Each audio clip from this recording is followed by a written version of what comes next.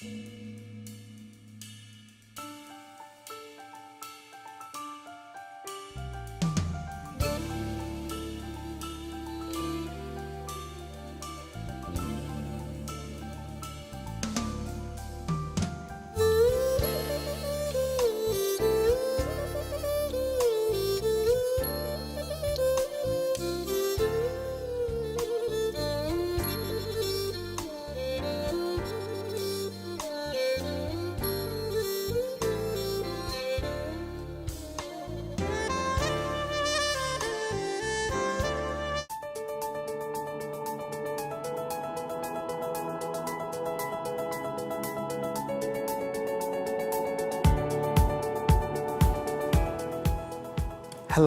and สวัสดีครับ Ladies and gentlemen, welcome to the AAPBS 2021 virtual annual meeting.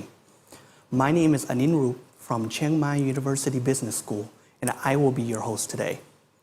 It is our great privilege this year to host this annual meeting. Therefore, we would like to express our appreciation to Professor Robin Gold, the AAPBS President, Professor Betty Chung, the AAPBS Executive Director, as well as the AAPBS Associate Directors, distinguished keynote speakers, panelists, moderators, and all attendees. We're grateful for all of your support and collaboration. Also, we would like to show our gratitude to AACSB International in sponsoring and making this event happen. Before we start the annual meeting, please allow me to walk you through today's agenda. First, we'll start off with the opening ceremony and an official welcome from the CMU Business School Dean and AAPBS executives. This will be followed by 2 keynote speeches and Panel 1 and Panel 2 discussions. Now, let us begin the opening ceremony. I would like to invite Dean Kongpu Nimanan from Chiang Mai University Business School, Professor Robin Gold, the AAPBS President, and Professor Betty Chung, the AAPBS Executive Director, to this session. First and foremost, I would like to ask Dean Kongpu Nimanan of Chiang Mai University Business School to give an opening and welcome speech. Thank you.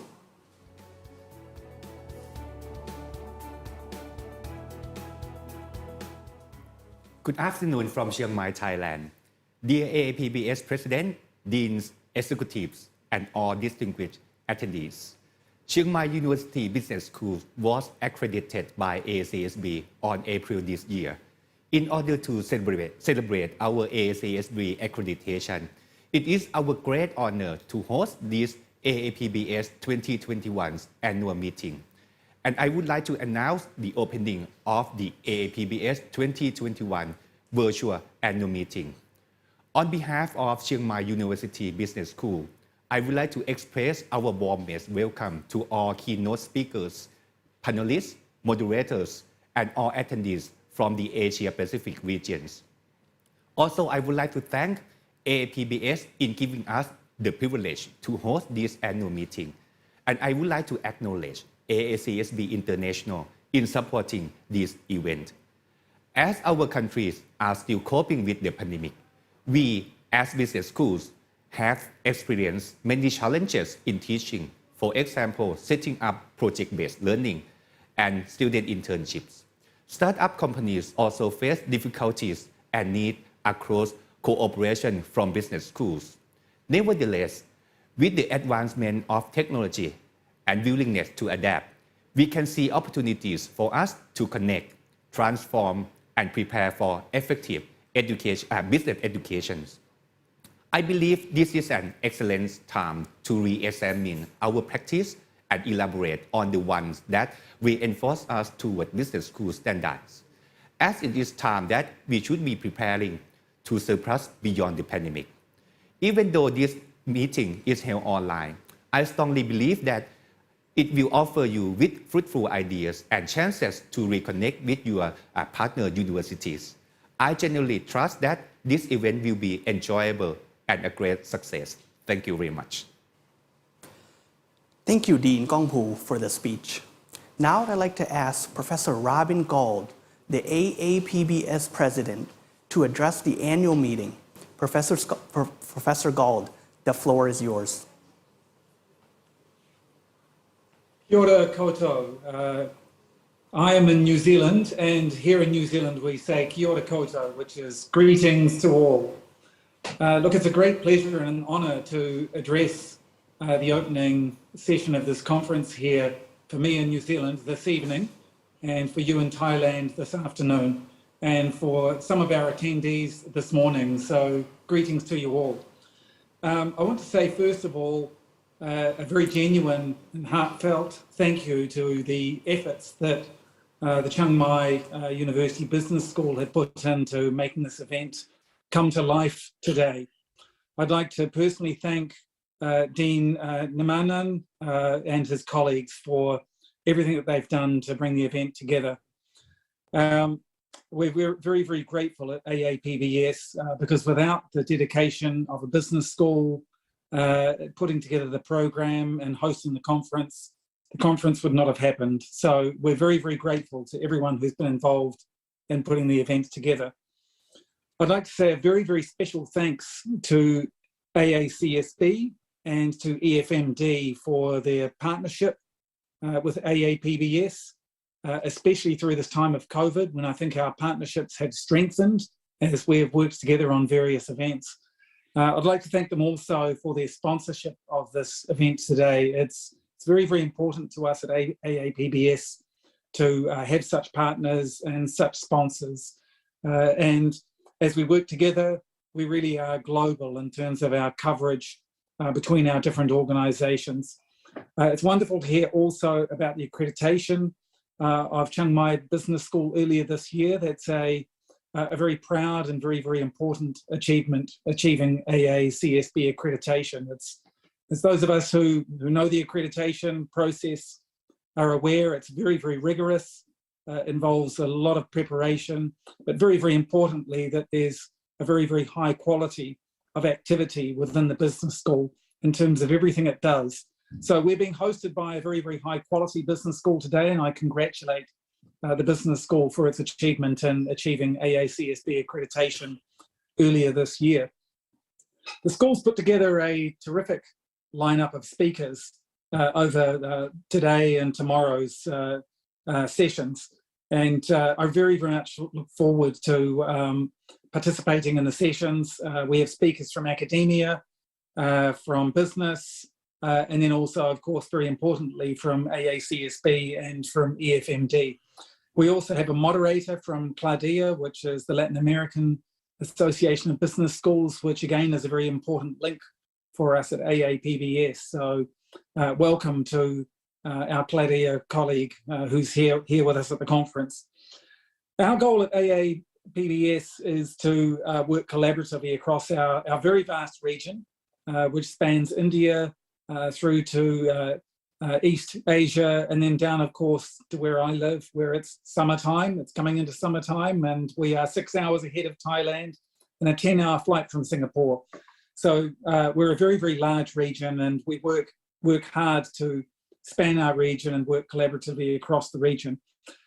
Betty Chung very shortly will outline some new initiatives that AAPBS has been working on in terms of seeking to work in this very difficult environment we are currently in to offer services to our members. So I'll hand it over to Betty in just a moment to outline some of the new initiatives that we're working on. We're always very, very happy to hear from our members, our deans and other colleagues, if there is anything that you feel we might be doing in order to serve you better. So please do get in touch with the Secretariat. So without further ado, I will say all the very, very best for the next 2 days for the conference. To everyone who's here attending, thank you very, very much for attending this conference. I know you will find it very valuable, and thank you again to the Chiang Mai University Business School for putting together the event and hosting it. Tēnā koutou, tēnā koutou, tēnā koutou, katoa. Thank you very, very much, and over to Professor Chung. Okay, thank you, Professor Gold. Now I'd like to invite Professor Betty Chung, the AAPBS Executive Director, to this session. Professor Chung, the floor is now yours. Thank you so much. Good afternoon, everyone. Annyeonghaseyo. It's so nice to recognize so many familiar names and welcome so many new friends to AAPBS. I see from the roster not only familiar names, but also some new names. I also echo my sincere sentiments that President Robin had shared in terms of Chiang Mai University's great efforts and great work in hosting our annual conference. AAPBS is a strong organization of over 140 members, consisting of 22 deans on our council that make up our leadership. President Robin had also told you about some of our great affiliates in terms of AACSB, EFMD, Claudia, GMAT. So we are very strong, not only in the region, but also globally. I'd like to share with you a few initiatives that we have started.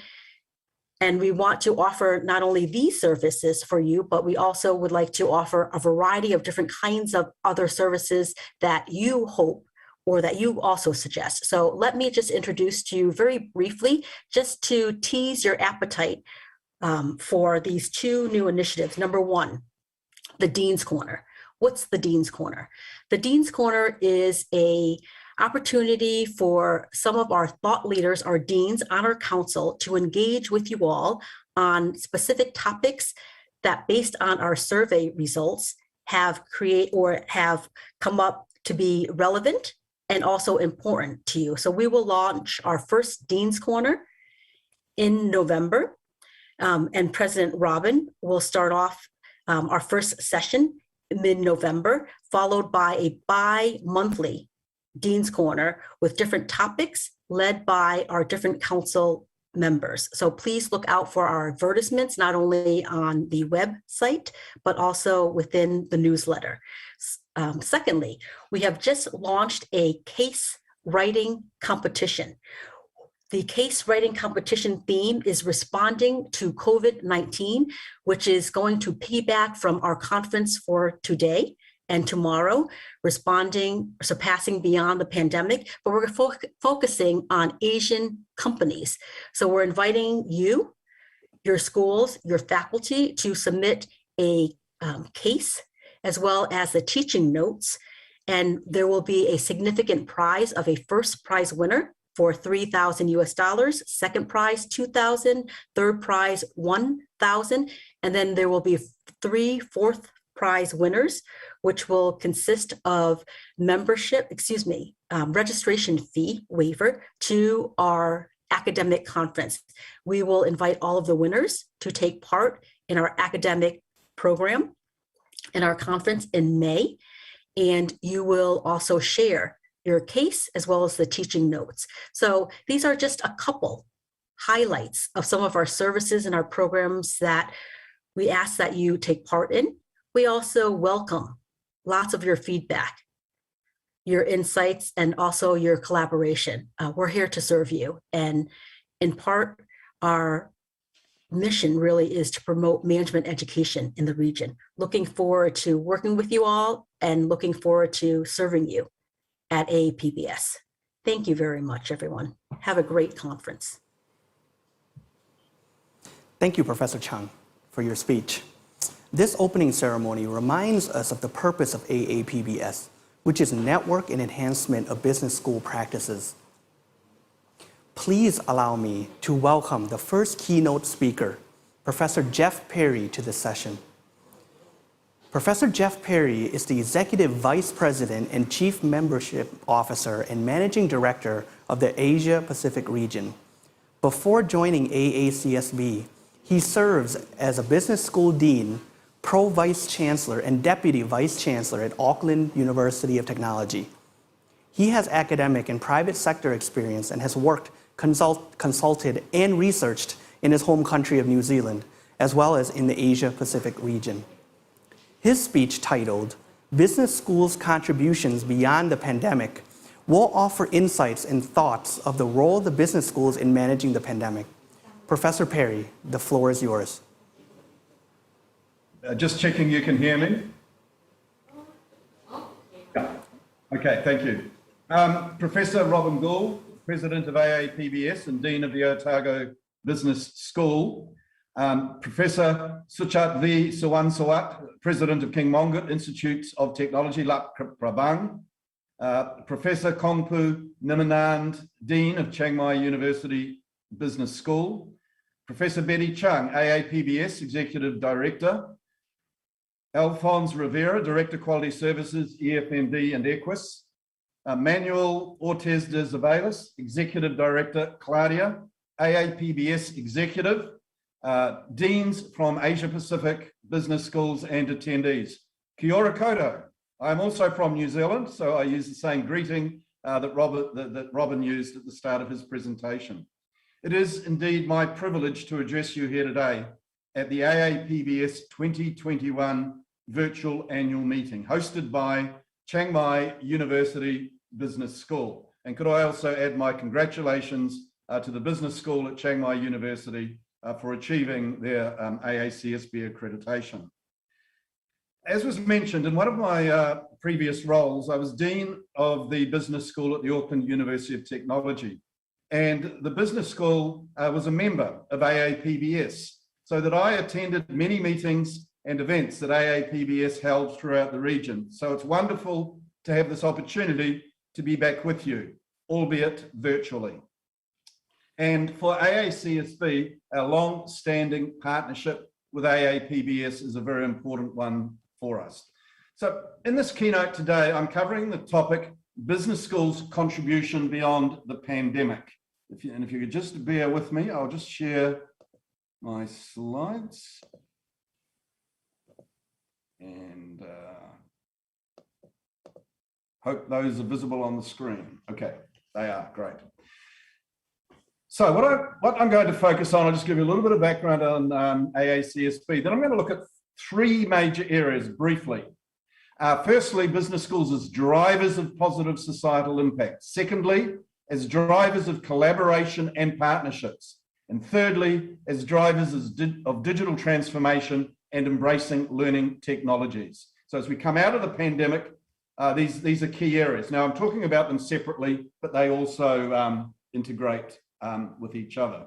So let's just give a little bit of background on AACSB, although many of you probably are aware of us. We were founded in 1916. We had our first standards in 1919, and we're in over 100 countries and territories. So our mission is about fostering engagement, accelerating innovation, and amplifying impact in business education. So those three terms, engagement, innovation, and impact, are pillars for the AACSB community, and they also are pillars for our accreditation. We've adjusted our mission to include positive societal impact. So you can see there, our vision, which is transforming business education globally for positive societal impact. I thought I'd just give you a few numbers. So globally, educational members, so those are business schools, universities, we have 1,670, and you can see in Asia Pacific, there are 400, which is 24% of the total. What's interesting is that AACSB, until the mid-1990s, was a US and then Canada-based. Since then, it's gone global, and you can see that 55% of the members are now outside of North America. EMEA is Europe, Middle East, and Africa. Accredited schools, there are 157 in Asia Pacific out of the global 910, which is slightly less than 5% of the world's business schools. And in process, there are 89 Asia Pacific business schools in process. Okay, so what I want to look at first of all now is business schools as drivers of positive societal impact.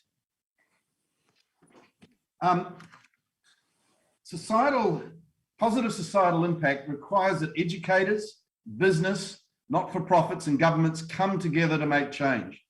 AACSB believes business schools have a responsibility and capacity to drive change for positive societal impact. And we developed our 2020 business accreditation standards to empower schools to do that even further.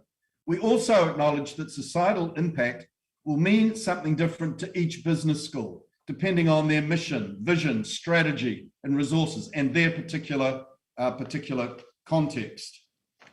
So the current environment that we're all working in, that all business schools are working in, no matter which country you're in, promotes a greater expectation for accountability. And businesses have an even greater responsibility to do the right thing as it relates to the sustainability of their organizations, the impacts on the health of the environment, and opportunities for individuals from all socioeconomic levels. Now, business schools prepare leaders for a variety of industries and have a responsibility to integrate responsible and ethical decision-making into their curricula and experiential learning opportunities. And business schools also have the opportunity to collaborate with business to develop societal impact leaders who will contribute to societal well-being across economic, environmental, and social fronts. So business and community leaders need to take an active role in the development of academic research. So it's this collaboration and co-creation of research between business schools and business in the broader community to address the wicked problems that we're facing in society as a whole. And so when we think about the scholarship that we undertake in business school, as we move forward, we need to inform what will lead to substantive change to these wicked issues that we face in society. So this renewed focus on making a difference, on research being meaningful, of addressing wicked problems, of having a societal impact will require a shift in mindset, priority and resources across business schools, particularly in the context of faculty recruitment, faculty retention, faculty expectations, and how we incentivize faculty. AACSB's 2020 Business Accreditation Standards challenge schools to create societal impact through teaching, research, and outreach in alignment with their mission. So in the July of 2020, these new standards were passed, and they were designed with a greater emphasis on societal impact. So business schools are an integral part of the business ecosystem, and they have a responsibility to develop the leaders that are going to help organizations and society move forward. So on the screen in this high-level overview, you can see that there are 9 standards, and they sit in 3 categories: strategic management, innovation, learner success, thought leadership, engagement, and societal impact. And you'll see that in standard 9, there is a standalone standard on societal impact. This is new in the standards, and that's to help schools as they think about what they are doing and what they can do as they move forward. However, we also recognize how important it is to integrate the concept of societal impact into other standards. Thus, it features in a number of the standards. So we have guiding principles, which are principles that underpin accreditation. And principle 2, you can see there, is that business education is a force for good. And so that all accredited schools are expected to make a positive societal impact. And then if we look in the standards, in standard 1, strategic planning, schools there outline what they're focusing on and what they're trying to achieve. In standard 4, which is curriculum, in that standard, when they're looking at societal impact, they will expose students to the ideas of societal impact. They'll have program elements around that, and they may also have elements where students are engaged in activities that actually lead to a positive societal impact. In standard 8, the schools are expected to identify exemplars of research from within their portfolio that is having a societal impact aligned with the direction identified in standard 1. In standard 9, which is the standalone standard on societal impact, in here, the school talks about the societal impact it is having. It can be internally or externally. Again, it depends on their mission, vision, etc. But the societal impact they're having in all areas, except for research, because that's covered in standard 8. Now, one thing that we've actually added is an optional table. It was in July this year, where we've taken the Sustainable Development Goals and we say this is a framework that schools could use. Now, they don't need to fill in all of them, but the area that they're focusing on, it gives a way to summarize, if you look at the columns, from standard one, say they're working in one of these areas. So what is their focus? That comes from standard one. What are they doing in curriculum on this? What are the research exemplars of the impact they're having there? And what are the other impacts they're having? Because we had feedback from a number of schools that it would be useful if we could provide a framework. Now, it's not compulsory because there are other frameworks than the UN Sustainable Development Goals, but this is a useful way that, in fact, we can together find out what schools are doing in this space and summarize that and bring it back to the community and to the wider, to the academic community and the wider society to explain the contribution that business schools are making.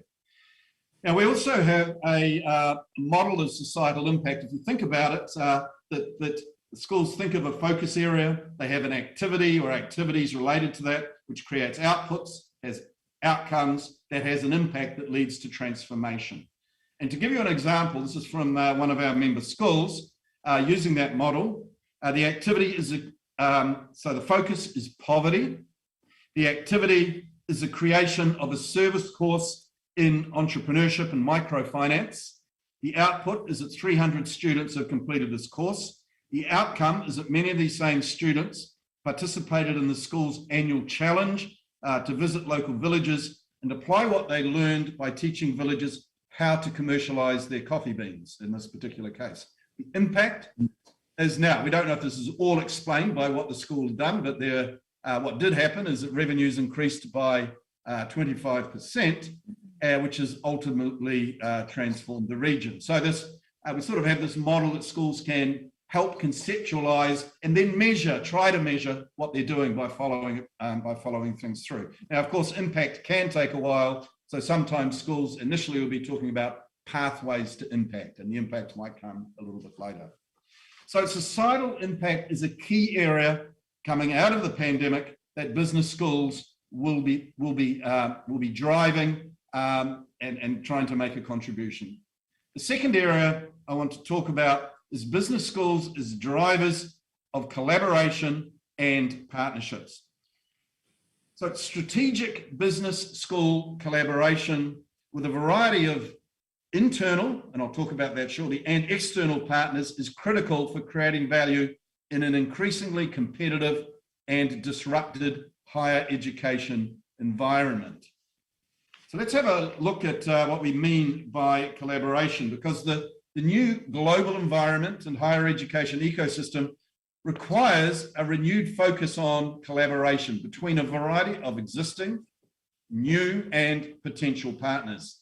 So in terms of industry partners, business schools must ensure that their curriculum is relevant, flexible, agile, and aligned with evolving industry needs. So industry partners play a key role in informing curriculum, content, and delivery models or preferences. If business does not find the employees or the solutions to the problems that they need, if they don't find that from business schools, of course, they will create it themselves, e.g. corporate universities, or set up their own credentials, or will look elsewhere to build what is needed, if you take Google as an example. So business school collaboration with industry is very important. Cross-disciplinary partners are also key. Today's challenges are complex and the solutions are cross-disciplinary. And this should be reflected in both the business school faculty research and teaching, as well as the strategic focus of business schools. So collaborating with STEM and liberal arts disciplines, enhance research and teaching, and provide students with a third leg. So when they graduate, they've got more paradigms and more understanding of things, as well as the business paradigms that they develop as they're coming out of your school. And the third area is business schools to business schools. Schools can look to partners and peers for consortia development, to share resources and to leverage their respective strengths. As going forward, not all schools will be able to get all the expertise in-house, and so these relationships provide opportunities for students, but also access to expertise that can be shared across those consortia. And in terms of platforms and providers, schools must explore the efficacy, clearly, of online content delivery platforms. For example, Credly, Coursera, which play a critical role in learner success. If you look forward, business schools are likely to become curators of student learning rather than necessarily delivering all of it themselves. There will be areas that business schools have their expertise in, and they will deliver that, but it is in partnership or providing opportunities for students to connect elsewhere to complete their learning. So this curation, business schools as curators connected through other platforms and providers is really important. So the expectation for the role of business schools will continue to grow, even as schools face limited budgets and resource constraints. But in fact, these constraints reinforce the need for business schools to look strategically at current and potential partnerships that can help schools reach their goals, differentiate themselves, and critically make a difference to their graduates, to the communities, and to society. So the third aspect I want to talk about is business schools as drivers of digital transformation and embracing learning technologies. So digital technologies play a dual role in business education by informing the content and skill development opportunities learners are exposed to, and also the delivery methods used to create new and engaging learning experiences for our learners. So business education should reflect various technological innovations that are relevant and appropriate as they occur. So they could, for example, blockchain, crypto finance, data analytics, AI, automation, etc. So business graduates aren't expected to be experts in these technologies, but they do need a sufficient level of literacy to understand how these technologies influence decision-making and how they're utilized in practice. As business schools continue expanding their program offerings, they must stay current with emerging technologies that enhance each stage of the learner experience, from onboarding, course delivery, engagement, assessment, credentialing, and lifelong learning. Business school faculty can leverage technology, for example, social media, network platforms, to elevate the value and application of business school research to key audiences. For example, business audiences looking for research-informed key insights that relate to their work or industry, or prospective doctoral students interested in careers in research. The pandemic created a forced transition to virtual delivery, and all business schools sort of turned on a dime within a week or two last year to do that. Now, schools must evaluate their portfolios to include the appropriate learning opportunities for their students, including potentially high flex options, face-to-face and virtual learning opportunities. And schools must also look at the implications such models have on resource allocation, required faculty expertise, strategic partnerships, branding, etc. The pandemic prompted learner demand for tuition fee discounts under the argument that the virtual experience is inferior to the face-to-face. Now, business schools will need to continuously evaluate their online delivery models so that the quality of the learning experience warrants the tuition costs associated with it.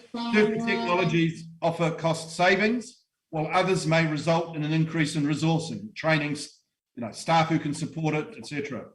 Schools will need to evaluate what options are available to them based on their available budgets, resources, and do their due diligence on whether the investment addresses the gaps they're hoping to fill. Not every school will have the same level of technology, but to be competitive, they must identify the technology that's appropriate to them in achieving their mission and their strategic goals. So I'd just like to say I've identified three major areas that I see as really important for business schools to drive as they go forward: societal impact, collaboration and partnerships, and technological innovation. I'd like to wish you all the best for the rest of this annual meeting over the next 2 days. And I look forward to the time shortly when we can actually all meet again face to face. So thank you. Tēnā koutou, tēnā koutou, tēnā koutou katoa. Thank you, Professor Perry, for the speech. This is very noteworthy and surely beneficial to all of us. If the attendees have any questions and comments for the keynote speaker, please feel free to type in the chat box. We will go over your questions during the Q&A session shortly. Please allow me now to welcome the second keynote speaker, Professor Suchatshawi Suwansawat, to the stage. Professor Suwansawat is the president of King Mongkut's Institute of Technology, Lat Krabang, and is the first Thai engineer specializing in underground and tunneling. He assisted in the first Bangkok subway project and other new underground projects. His speech titled Transformational Education will take us to the idea of business schools and other schools at large in overtaking the current and future trends through the effective use of technology, communication, and proper guidance. The floor is yours, Professor Suwansawat. Thank you. Sawasdee krab. I would like to say good afternoon and may some of you good mornings. This is my honor to be here before you today. As you know right now, I stay in my mini library in my residence, but I can talk to you throughout the world. So at the beginning, you see the difference. Otherwise, if in the past we have to see each other, you have to travel to Thailand. Actually, it's a good sign, right? But even you don't have chance to fly to Thailand or to Chiang Mai, but be able to talk together and discuss together, and probably even better. So we'll have change. I want to tell you some story. I am not only the president of King Mongkut Institute of Technology, the leading science and technology university in Thailand and Southeast Asia. I serve as the president of Council of President of University in Thailand for four years. And the 4 year is very tough years. I tell you some story.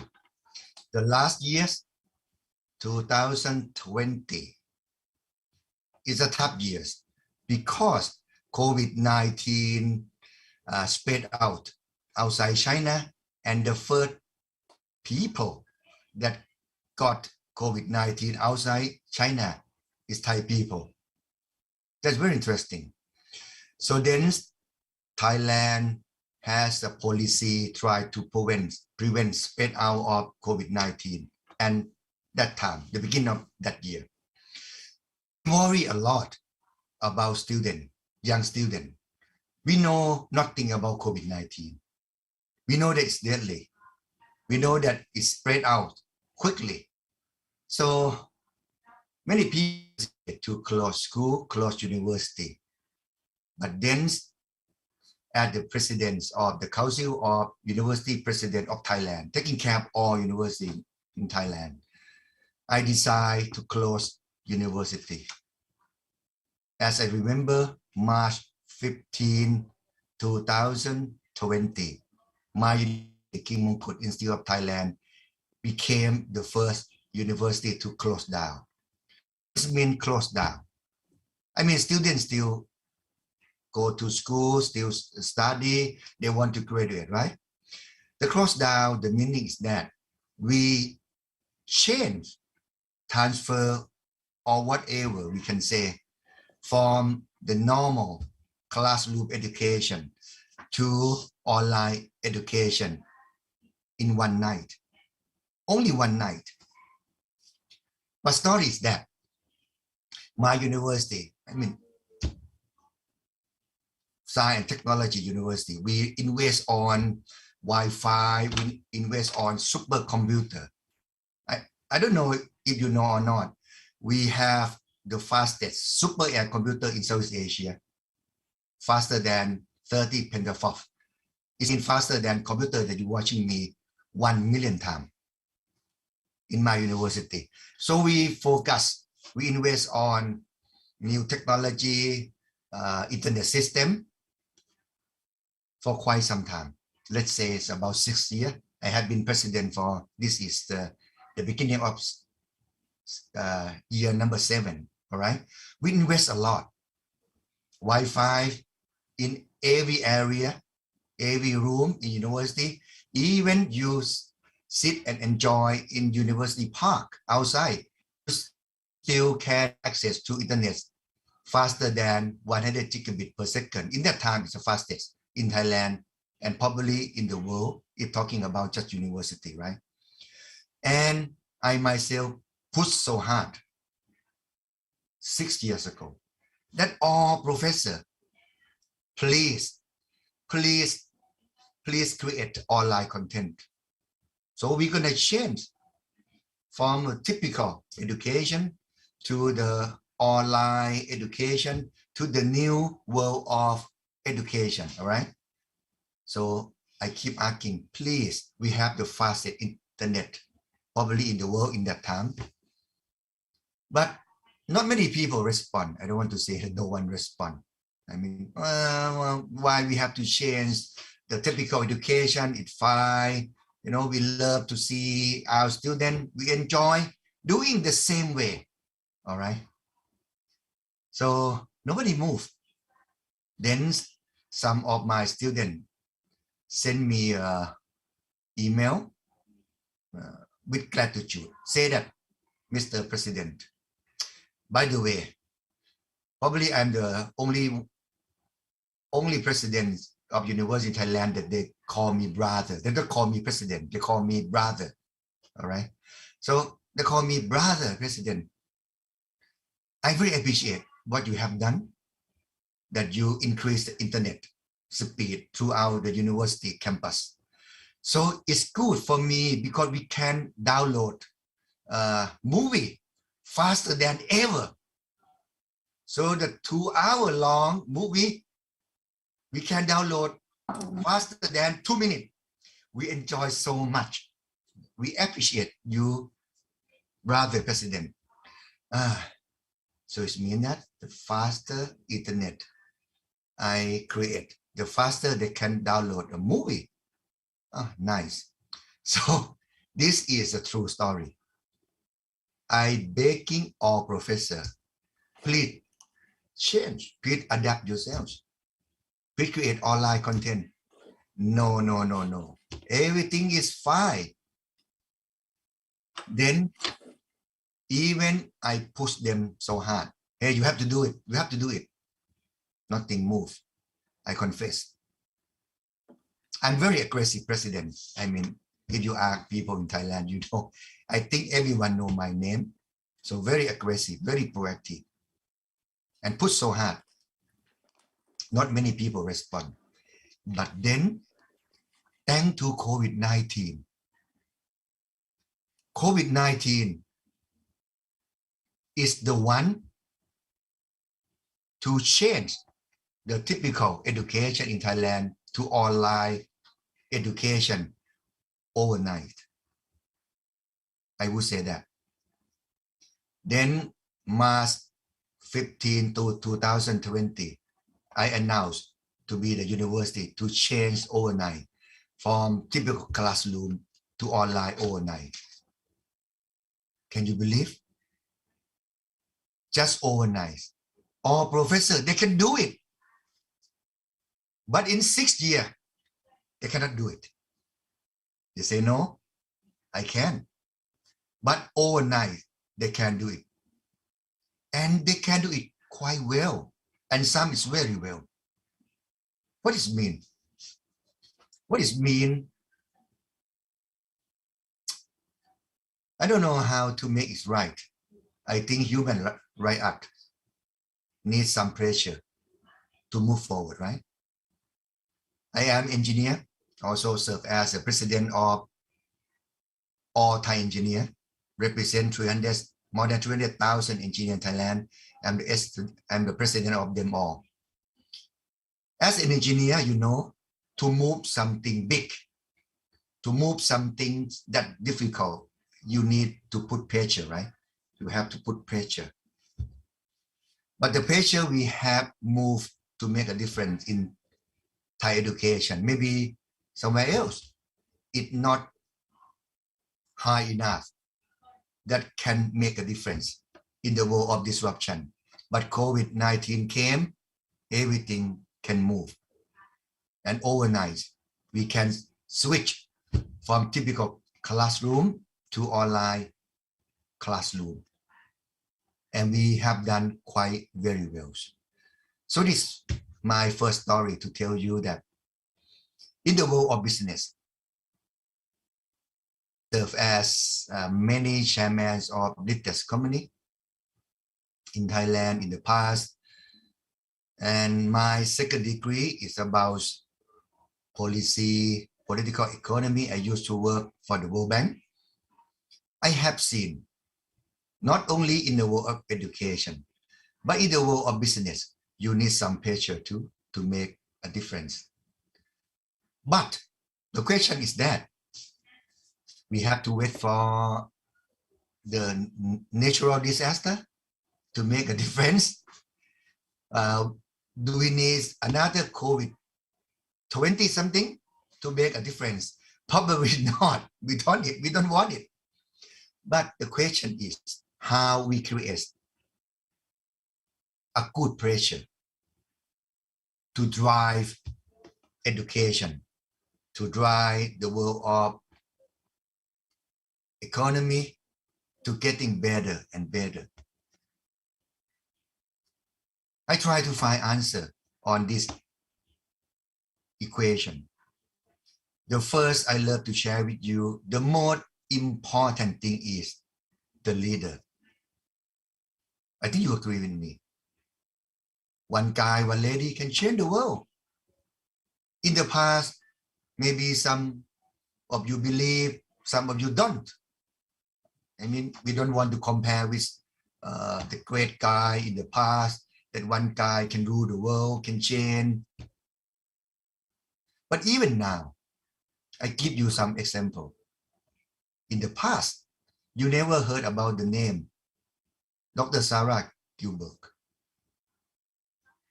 English woman, right? Right now, we have to call her Dame Professor Sarah Gilbert. It's like Sir, but it's a lady. They don't call Sir, right? Sir Isaac Newton. We call Dame Sarah Gilbert. She the scientist who create viral vector to create AstraZeneca vaccine to taking care of virus COVID-19. Only one lady can make a difference to the whole world. Without her, I cannot imagine. This is an example.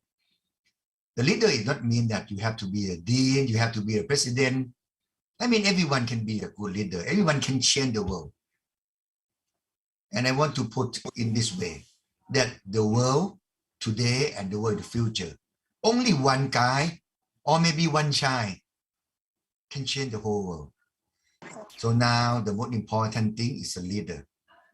And the leader, you can, a lot of dean right here. The leader have to be brave, enough to put the pressure on your organization. At the beginning, you have to believe. You have to believe this is the right thing to do. If you not make change, the organization maybe will be disrupted. Maybe it's gone. For example, I think all you know Kodak, the company that used to be very famous company, Kodak, the film producer, film maker company. In the past, Kodak, that time, feel like Apple, feel like Facebook today. Huge, very strong, very powerful, and very popular. But Kodak believe in one thing, believe that we have to make the best film in the world. Yeah, they did. They create the best film in the world. That is what they believe.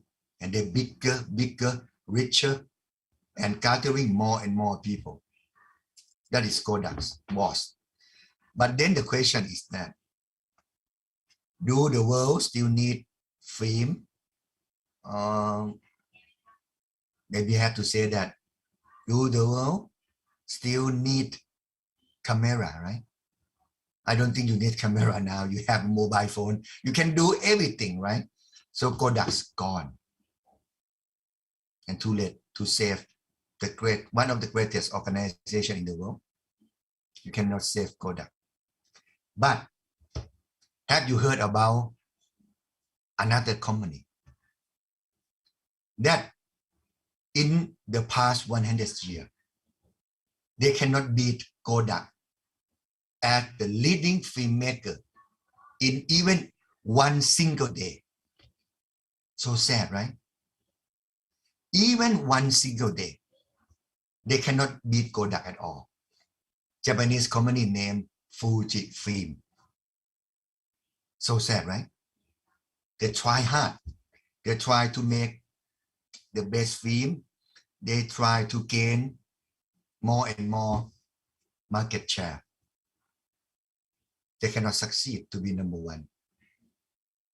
Even though they try hard, they try their best, they can be just second. They cannot be the best as Kodak. But then they have a very special mindset. The mindset is Kodak. We have to make film the best. We have to sell film more and more. But Fuji Film, they have very special mindset. They got special vision. They say that we can do anything. We're not attached to just film as a filmmaker. We can do anything in the world if we can bettering the world around us. That is Fujifilm vision and mission. That's very interesting. Then the president of Fujifilm one day jumped into the stage and have a microphone and talk to all employees, Fujifilm staff. My fellow people, staff of the Fujifilm, and the president of Fujifilm, I had been thinking that from now on, we're not going to do a lot of film anymore. We're going to jump to the world of medicine. We're going to make medicine. We're going to make medical equipment from now on. And we're going to do it. What do you think? If you are Fujifilm staff, you may think that maybe the president last night, he got the wrong kind of medication, right? Or maybe he mad, right? We are the filmmaker. We cannot do medical device, medical equipment. We know nothing about medicine, right? I think it's most of staff may think that way.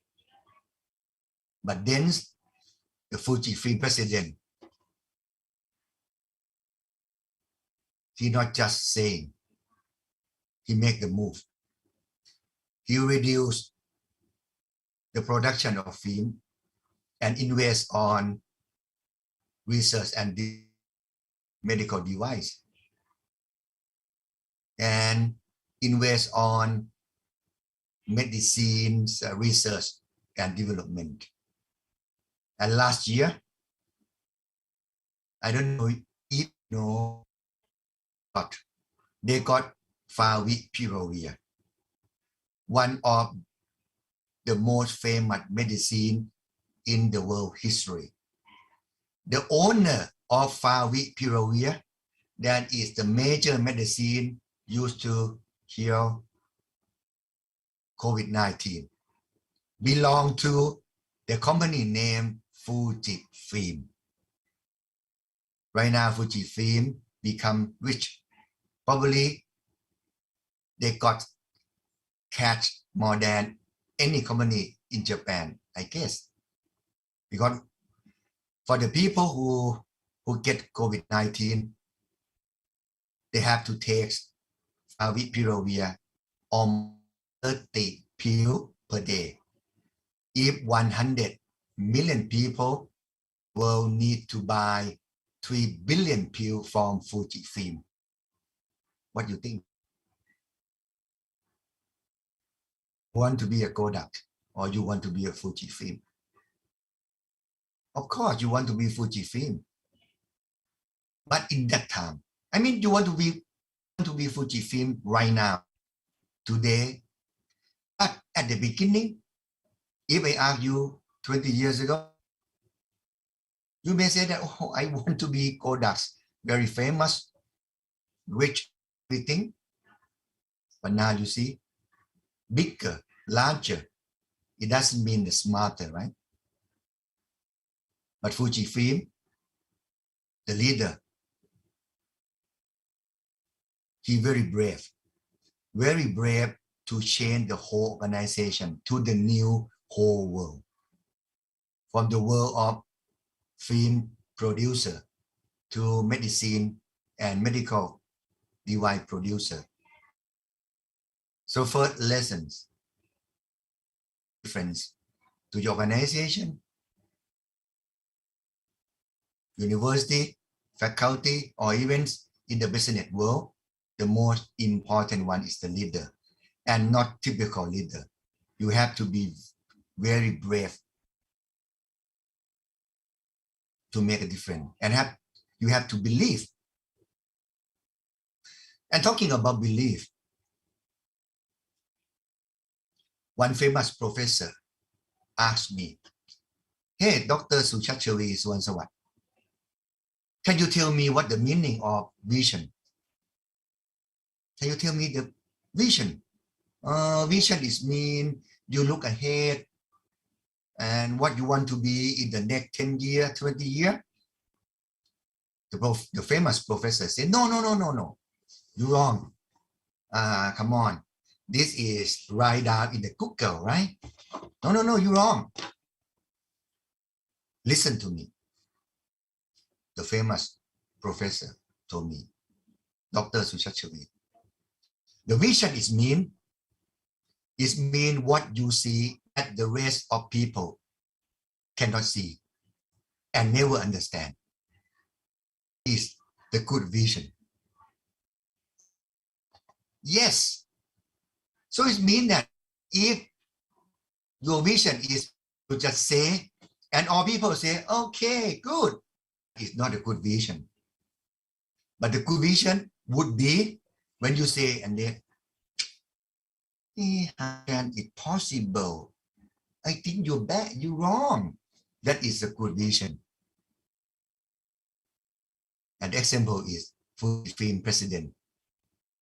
He said, we're not going to we're going to jump into the world of medication, of medicine. That's right. So it's your pick. Some of the leaders spend a lot of time trying to communicate to people. You spend day, week, months, and even years try to change people, try to communicate people, try to explain why we have to do this 1, 2, 3. And then 4 years, you got nothing at all. You just say it.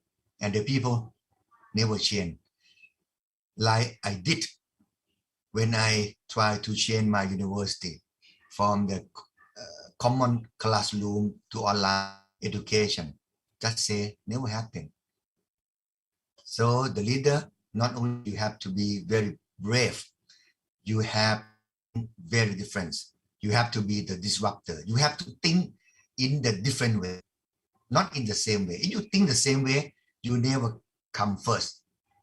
You can do it second, and probably you cannot do second. Maybe you third, and maybe you the last. That is the lesson. I want to share this thing to you. But also, if you want to be that kind of leader, education in the world of business, you have to be prepared to get a bad response. I think you tell you the last story based on the time I have left. My university, last year also, during that we have to fight COVID-19 in the Kingdom of Thailand. I myself and my team are the first group that try to produce ventilator in Thailand. Ventilator you use because COVID-19 destroy your lung. You cannot breathe yourselves. You need help. You need ventilator. You need the high flow machine. In the past, we buy from Japan's what the main medical device producer. But then I announced that we can do it. We can do it. And we can do it much cheaper and equivalent. Can you guess what I got? Big hand? Admiration? No. Complain that, no, you cannot do it. You cannot do it. When you use, if we use this machine, we're going to die. This is what happened. I'm very brave, my team very brave to announce that we can do it. But what we got is opposite. We got a bad word. We not got support much. So only bravery. If your brave is not good enough, you have to be persistent. I put the right word, right? Persistent, right? Right? Professor, very persistent and strong enough. If you want to see, you see my back. 100,000 wounds. Did you want to be that kind of leader? So we have to be persistent. And I tell you good story in the end. For a year, we become the only one university that produced more than 2,000 medical technology devices and give it for free through the country. More than 421 hospitals use our equipment. And even we export to other countries that ask for it. If we only brave and we not persistent enough and we don't have strength enough to withstand the pressure, the bad response, we cannot be succeed. So thank you so much. I think all of you can do it also. If I can do it. Remember, you have to be brave. You have to be persistent. You can achieve anything you want, even is difficult. And believe, nothing impossible. It's just very, very, and very difficult. That's all. You can do it. Thank you so much. You have a good day. ขอบคุณมากครับ ขอบคุณมากครับอาจารย์ Thank you Professor Suwansawat for an encouraging speech. I'm a big fan of your action figures that you have in the back there, and also a big fan of the Bangkok Metro subway. So I use that quite often. We really hope the attendees can get a big picture of their part in transforming the education of their countries. Now it's time for the Q&A session, but given the time constraint that we have, unfortunately, we only have time for one question. So this question is posed for Professor Perry. So this question is asking, how can we get ready if we encounter another unexpected event similar to COVID-19 in the future? Because we know that history does repeat itself. So. It's a great question. I'm sure it's one that Professor Suchavi as the president of King Mongut is thinking about, and all of us as deans and heads of business schools are thinking about as well. Just a few points on that. I mean, if it's, schools and universities encouraged to do a risk analysis and think about if something happens, what they might do. That's all right if the event is something that that you've identified might happen. And so in those circumstances, you might have identified some responses and mitigating circumstances. However, an event like COVID, I don't think anyone had that as part of their risk analysis. It was a sort of a left field event. So I think there's a few things. The first is the importance of business schools. And again, Professor Suchavi talked about this, is agility, being able to respond quickly and move quickly and understand what's happening and put in place what you need to quickly. And to do that, there's a couple of things. I think you need the internal, well, you need the culture to think that way, but you also need the internal organizational structure so that you can get the right people together quickly to deal with it, to make decisions. But I think the other aspect of it is that it's a don't put all your eggs in one basket approach to strategy, because if you're going to get left field events that might run across you, to have some diversity in the niches that you're working in, so that if the event is harmful for one aspect of what you're doing, you can change and do it in a different way, or you have another particular area of expertise that you can drill down on.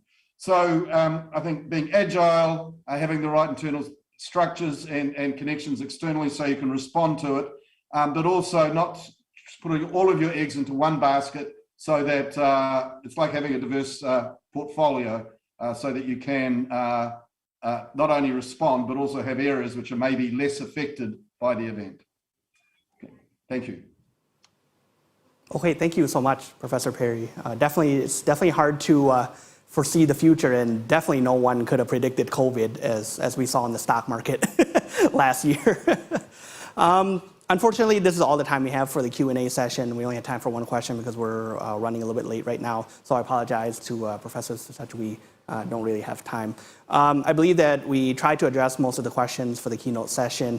So thank you to both of you, Professor Perry and Professor Suwansawat, for your speeches and answers, and also for the questions from the audience. So now we're going to proceed with the next session, which is the panel discussion 1. Okay. This panel is titled Future of Internship and Project-Based Learning. In this panel, we focus on the current and future approach of internship and project-based learning for business schools, as the pandemic brought with it challenges and opportunities. Let us welcome 3 panelists to the session. First, Professor Loredana Paduran. She is the Senior Associate Dean and Faculty Director for Action Learning at Asia School of Business, a collaboration between MIT Sloan School of Management and Bank Negara, Malaysia. Second, we have Professor Caroline Rio. She is the Director of the Work Integrated Learning Program at Griffith Business School. And third, we have Kun Jalern Pusom Lit. He is the Chief Executive Officer of KPMG in Thailand, Myanmar, and Laos. And myself will take part as the moderator for this panel. If the attendees have any questions and comments for the panelists, please feel free to type in the chat box. We will go over your questions during the Q&A session shortly. Before we begin with the full discussion, I'd like to invite each panelist to start with a short presentation so the attendees can get a good picture of how your institution manages or are involved with internship programs and project-based learning. Can we please start with Professor Paduran? Thank you. Hi, Professor Rup. You can call me Loredana. I know my name is very hard to pronounce in Asia. So, thank you for that.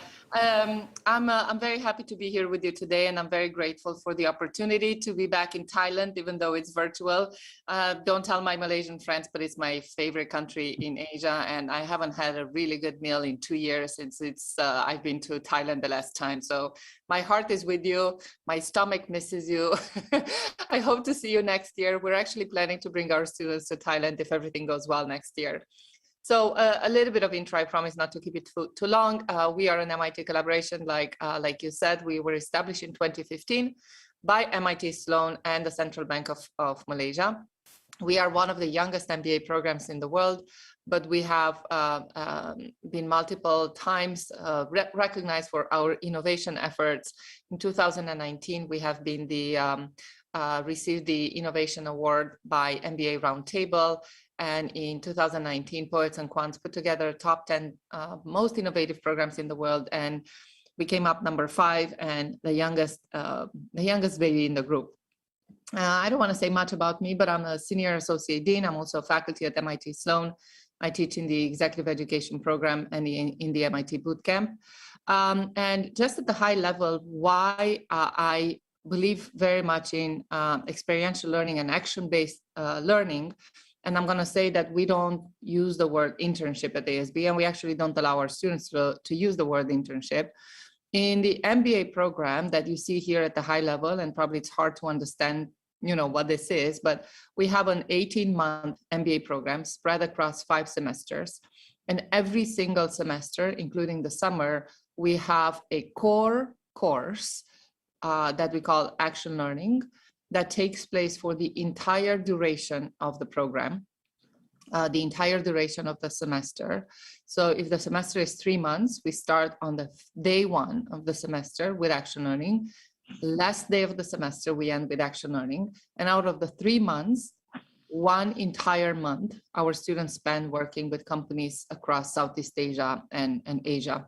We actually had a lot of projects in Thailand. We work with Bangkok Bank, with BJC, and a few more. So the idea is for our students to work in every semester with a different company for a different project, and if possible, even in a different country. And I think that this is probably why we have been recognized as being very innovative. And I'm sure we're going to talk about in the next moments about how difficult it was for us to move from the most practical hands-on program, I think, in the world to a digital action learning base. But I'm going to stop here and pass it to my esteemed colleague panelist. And once again, thank you for the opportunity. It's great to be here.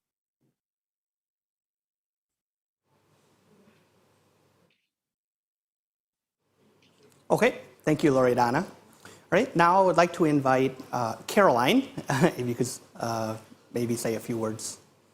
Sure, thank you so much. And lovely to hear of the great work that you're doing, Lorena. Can everybody hear me? It sounds okay, fantastic.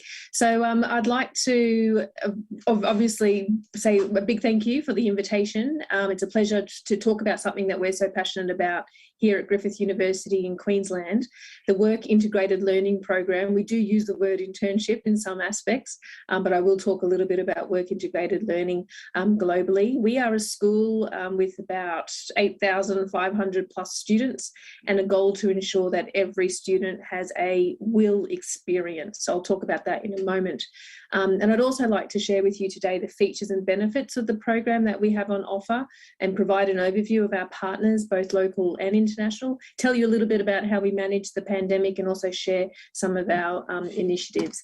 But first, as we do here in Queensland and across Australia, we acknowledge the country that we are on today. I'm on the Turrbal and Jagera country with the beautiful water and lands around us. And I hope one day soon that we can travel again and be with you in your respective locations. So who are we and what do we do? And how have we handled the new way of work and challenges that have been presented to us at this time? So at Griffith University, we are recognised as a leading institution worldwide. We have lots of achievements, as you can see on the slide. In our school, which is one of 4 schools in the university, the Griffith Business School, we have over 50,000 connected alumni and many of those we work with in the work integrated learning space. Our students' median starting salary is just over 60,000 AU, and 85% of our students are full-time employed following graduation, according to the Graduate Outcomes Survey National Report in 2020. And we hope to think that some of that is a result of the Work Integrated Learning Program, the excellent program that we have in place. Our program focuses on providing a good experience for our students and also our industry partners. We have a values-led program with 97% of our partners wanting to continue with us from one trimester to the next. So as you can see on the slide, we have dedicated placement team. We have 2 WIL coordinators, 2 WIL placement officers. We have 3 intakes annually, and we service opportunities for undergraduate and postgraduate students. We have significant growth in the program. Currently, we have 180 plus partners. And just in our trimester 2 offering, which is about mid-year, our local internships program has grown by 172% between 2019 and 2021. And a little bit different to what we just heard previously, this is an elective option for our students. So students opt in rather than are required to do an internship. But I will talk about other options that are available to students that might be core in their program. Our students also have evidence of employment success, with 20% of our students who completed a local internship at the beginning of this year having gained employment. So that was fantastic, directly from that internship experience. And 97, as I said, of our partners want to continue with the program. We support students both in Australia and also in country, so outside of Australia. We'll, of course, in the panel talk about that a little bit more. We offer face-to-face internships and, of course, also those virtual internships. Here are some examples of the partners that we are working with currently. We've had a lot of long-term partnerships here in this space. And as you'll note on the slide, the partners across are from all sectors. So, of course, non-profit, government, community, and also our corporate enterprises as well. Where are we heading in terms of our WIL future direction? So this is such an important question for all of us. We situate our direction within the context of our national framework. We now have what's called the National Priorities Industry Linkage Fund, which is ensuring that universities are offering WIL experiences for all students. So that looks a little bit different to what we've thought about before. Traditionally, when we think about work integrated learning, we focus on placements and projects, but now we're extending this space into simulations and field work, and also an other category, which is really talking about authentic learning opportunities with a focus on employability skills. Some other key questions that we have that in relation to the topic today are around how do we deliver our program, how are we advancing the quality of business and of course management education, and how are we using WIL to collaborate in teaching and research. And I'm happy to answer some of those questions when we get to the panel. So thank you, and also on these slides you can see a link there for some more information. Okay, thank you, Caroline. Now I would like to invite Khun Jalern, please, to the floor. Yeah, thank you very much. Good afternoon, everyone. Thank you for inviting me today. At KPMG, we offer internship program to all students in they are in the second year to the last year, the fourth year. Our slogan to all students: the life you design at KPMG. To support this slogan, we offer KPMG. K represent the knowledge. Interns are equipped with both technical and soft skills to become ready for the future of work. P represent passion. KPMG offer a real life and practical experience, including real challenges from working with clients in many industries. M represent mentorship. Interns are surrounded by a friendly and encouraging environment to help them stay energized and motivated with the spirit to achieve. Our mentors will closely work and guide them through on-the-job training so they can learn and earn more real working experience. G represent growth. An abundance of networking opportunity with peers, clients, staff, and firm leadership are available for all students. Successful interns will be offered for full-time employment to grow with us. We use internship journey as one of the tools to recruit the future talents. The first journey is attract. The students are introduced to KPMG and are engaged to pre-recruitment and branding activities. For example, roadshow. During the COVID-19 pandemic, we changed from the traditional roadshow by having activity with students face-to-face at their university to online roadshow but we still have many activities with them and sharing KPMG information to them. The next example, open house. We invite students and their parents to tour at the KPMG office and have a party with the KPMG leaders. During the party, we talk and we share and answer all questions. Surprisingly, normally parents will have more questions than the student. Next example is internship day. We use internship day to welcome all students by our head of services. We have 4 services in Thailand, KPMG Thailand. One is audit and assurance. This is the largest services. The second service is tax services, legal services, and advisory services. We also invite all interns by our CPO, Chief People Officer, and People Passion team. Knowledge sharing session before COVID-19 pandemic. We invite students to our training room to share knowledge. Now we change to online sharing. Another example, we use the ambassador to attract the intern. We invite our junior staff and interns to be ambassador of their university. The second journey on board. Intern receive a warm welcome from the KPMG management and people team on the starting date and assigned to the work in a different service upon their selection. On that day, intern will know their mentor as well. The third journey is the perform. Interns are equipped with technical and soft skill training to help them perform work or assignment in a real business situation, including being monitored by the KPMG supervisors. The fourth journey is engage. Interns are engaged along the way, not only with the working team, but to the firm activity as well. The last journey is evaluate and connect. Intern performance during internship.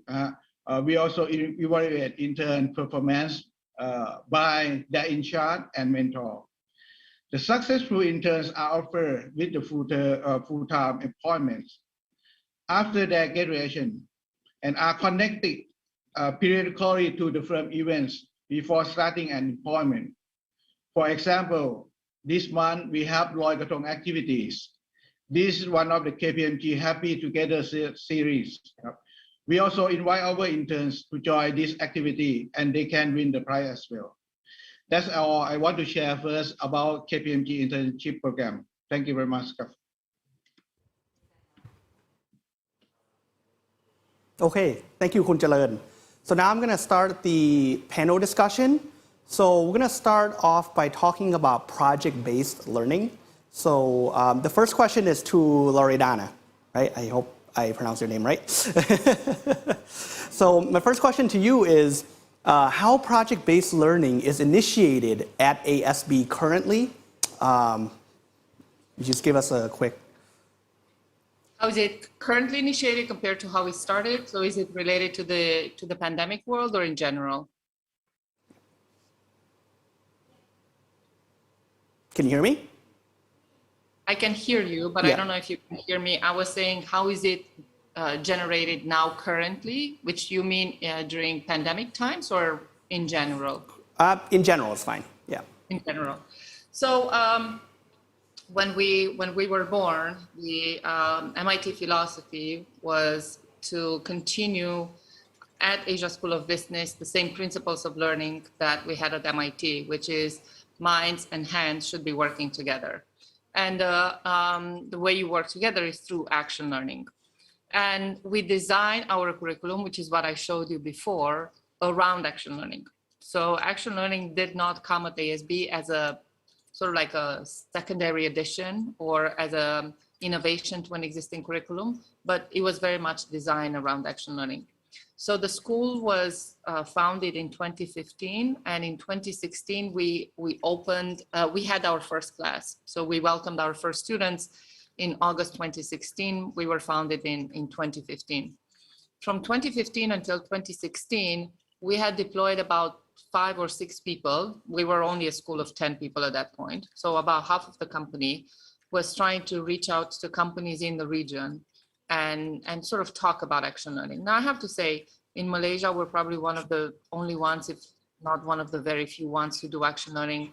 The amount of intensity that we have in action learning in our program, it's also probably hard to compare to other schools in the region. And because of that, we had to put in a lot of resources and a lot of effort to do it. So we have an office that I run, an action learning office with the director of action learning that is pretty much in charge of corporate engagement, and along with 3 other people. And we pretty much started knocking on companies' doors that have never heard of Asia School of Business, but all of them heard about MIT Sloan. And we tried to convince them that we have a value proposition that might be able to help them. And since 2016, we have projects in 28 countries with about 400 companies. So you can imagine it's a pretty intense exercise. What's very good, and I'll end here, is that about 75% of those companies today are repeating customers. So they had at least 2 projects, if not 4 or 5 projects with us. เอาทั้งคู่เลย Oh, thank you. Now, what about during the pandemic? How did you leverage this type of project-based learning? When we have to deal with like these lockdowns and stuff like that. I'm sure Malaysia has something very similar to in Thailand. We know it's quite difficult here. So how did you manage that during that time? So I actually think that in the region, Malaysia had the most severe lockdown. I think we were in lockdown since March last year, and probably we were out of lockdown for maybe 3 months put together back to back. Not even. We had students in China, in Hong Kong, and in about 6 other countries last year in February. And we called them back within 48 hours when we heard about the news. And as you can imagine, they were very upset with us. A lot of the hosts also didn't believe that this is going to happen. But, we have quite visionary leadership at ASB. And I think because of MIT, we're very good at system dynamics too. So we could envision a little bit the future in that sense. But if usually it takes 3 months for us to source a project, when we call back the students from China and the other countries in Asia overnight, we had 48 hours to source new projects. And the previous speaker was talking about the many lashes he has on his back and the pain he went through. I have a few bruises that I can show you as well, but I'm a lady, I'm not going to show you that. But sourcing projects in 48 hours was very hard. But what we did, we went to those 70% repeaters. And you know what was really great is that we were not the only ones in lockdown. All our partners were in lockdown too. And because all the companies that we worked with in the past were in lockdown, they realized that business as usual is becoming business in lockdown. So we started to work with them the same way we worked before. Obviously, for our students was very, very disappointing. We have students from 45 countries, and they were all excited about going to various countries in Southeast Asia. So that was the biggest blow. The blow was to our students who all of a sudden could not have the international experience they were promised and the international experience they signed up for. So we didn't have any in-person projects since last year in March. And still today, with the exception of 1 or 2 projects that have local hosts who don't have very strict SOPs in place, we were 100% online. Okay, thank you so much for your answers. Now I want to bring in the firm's perspective from Khun Jalern. What do you think of the firm's involvement with business schools' project-based activities during the pandemic and the future? Okay. Thank you very much for the question. I think the concept is good for both students and KPMG. I can say that it's a win-win project. The student can have more real working experience and knowledge. And of course, they will know about the KPMG, and KPMG also know them better. KPMG has been involved with the business school project-based activity for years. And we still continuously support the project-based activity in the future because I strongly believe we can offer and get the talents. We have arranged some project-based related activities to attract and groom our future interns, connecting them to the world beyond the classroom and preparing them to meet the challenge in the real world in a way that we do. For example, the first project that I would like to share is Up Academy. This is a collaboration between Chulalongkorn Business School and KPMG Thailand. Up Academy aims to skill up Chulalongkorn University students to be the future leaders in the world of professionals. Participants who pass the training will have an opportunity to join an internship program at KPMG Thailand. The first online course is ESG. It's very popular topic now. We start on 24th of May until now, over 5 months already. We offer this course to the second year students of Chulalongkorn University. By joining this program, students have an opportunity not only to obtain knowledge and soft skill development, but also experience the business case competition and project execution for KPMG. Qualified students from each step will have a chance to become internship on their third year or part-time employee on their fourth year. After they graduate, we also offer the full-time employees. And this is very important. We also fast-track them because they learn about our culture, our working environment. So they will fast-track to the associate year 2. The other example, KPMG UREAL. KPMG UREAL is represent from KPMG Universities of Real Engagement, Achievement, Leadership. KPMG UREAL is an activity for university students to gain real and challenging experience of solving business cases by utilizing knowledge, skills, and innovative ideas. This program was arranged yearly and open for the first to the fourth year students studying in many faculty, for example, business administration, accountancy, engineering statistics, computer engineering, computer science, information technology, information and communication technology, or other equivalent program. And we also focus more on the STEM. Students have an opportunity to experience the business case competition under cross supervision or from the KPMG mentors. And again, for the qualified student from this program, we will offer as an intern and full-time employee under audit or advisory practice. Another example, we just hold this challenge program last month, KPMG Cyber Security Challenge. This is a cyber security competition which allow participants to showcase their cyber security skills by solving the number of quests and get a chance to win a top score prize. This also is the yearly program, and we open for students during the second year to the fourth years, studying in Faculty of STEM. Students had an opportunity to experience the cybersecurity case competition, practicing their real skill and teamwork under very limited time situation. Qualified students from this program will be offered as intern and full-time employees under advisory practice. During the pandemic, those programs have not been canceled because we believe the students have gained benefit from engaging in a real business case. We have adjusted a little bit for the format to be more suitable for the situation.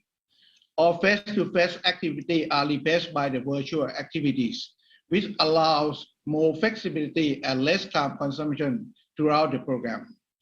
In the future, we would continue such programs with the combination between the face-to-face and the virtual activities. That's all that I want to share ครับ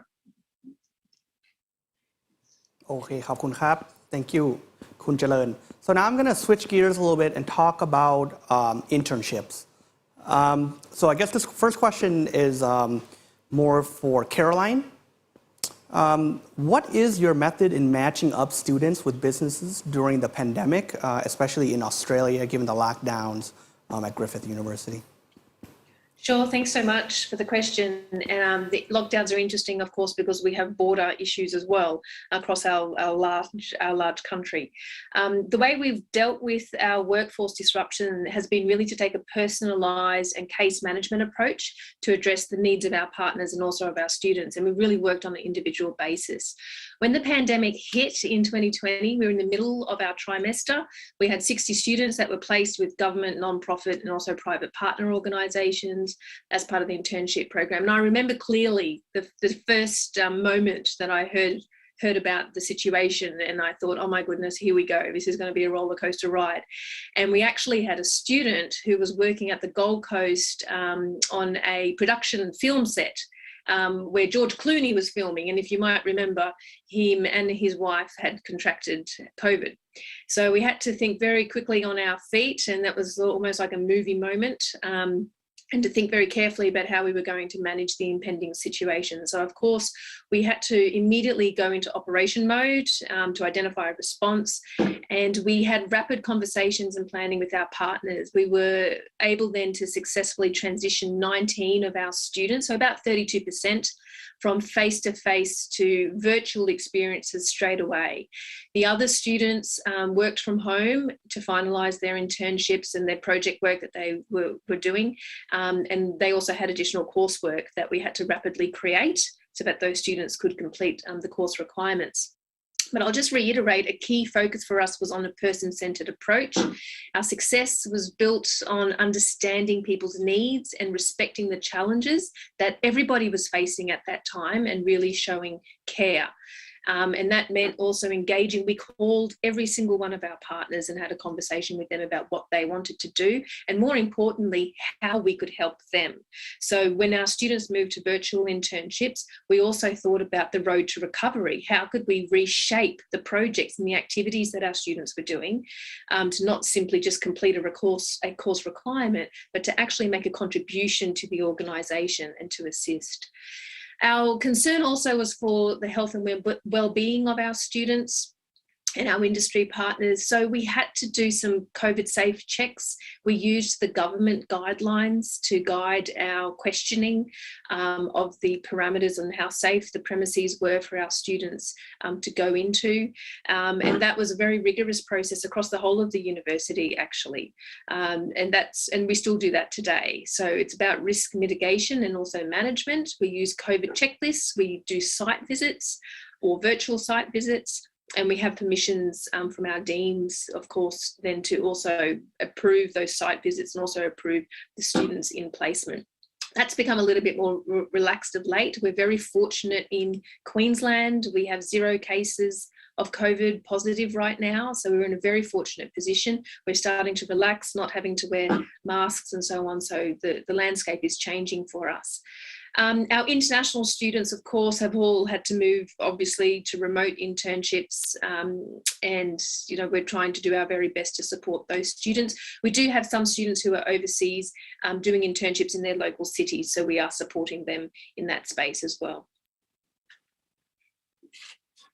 Okay, thank you so much, Caroline, for that insight. I'm getting the cue that we're running out of time in this session a little bit, so I'm going to go ahead and jump to the Q&A session, and the remaining time will be based on those questions. So we have so this first question is for all three. How do your school attract the companies to receive your students for internships? What are the distinctive elements of your activities of integrating internship project-based learning comparing to other schools? So feel free to jump in. Yep. I can go. Donna? Yep.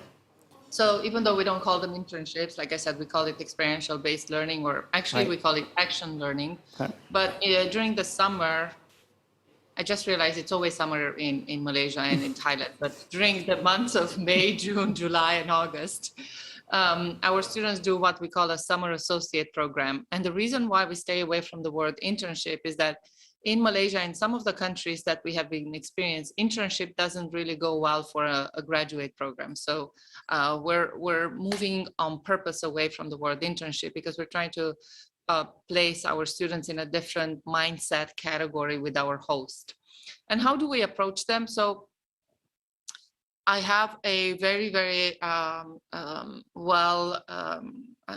it's it's not a big career development office, but a very well performing career development office ran by one of my colleagues and an associate dean as well. And we try to engage with our students just as much as we try to engage with our host and partners. So I think weekly, if not twice a week, we have somebody visiting the campus, be that virtually or physically, and we try to communicate them the value proposition. I think because our program and the association with MIT sort of communicates immediately a higher level of expectations from both sides, both the students and the host, we try to, we have a word of ASB that says, excellence is just the baseline. So we expect the same level of excellence from our partners and hosts as we expect from our students. But I would say it's a constant engagement process. Every week, like I said, we have something going on and we will continue to have it. This is a never-ending cycle, I think, because new companies are coming in. I see Caroline smiling. I'm sure you resonate to that. You have new companies coming in. You want to attract new students, new companies. So this will never end. I don't think so.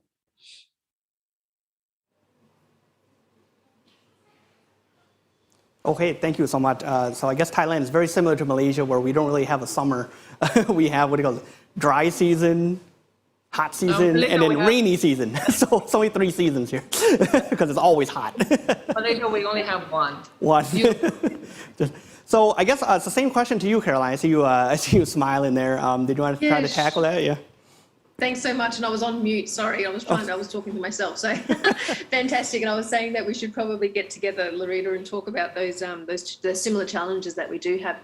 Our program is very much values led. So what that means for us is that we go searching for partners that are delivering programs that are sustainable, that are working with communities to improve the lives of others and so on. So it's really values-based, and that's important for us.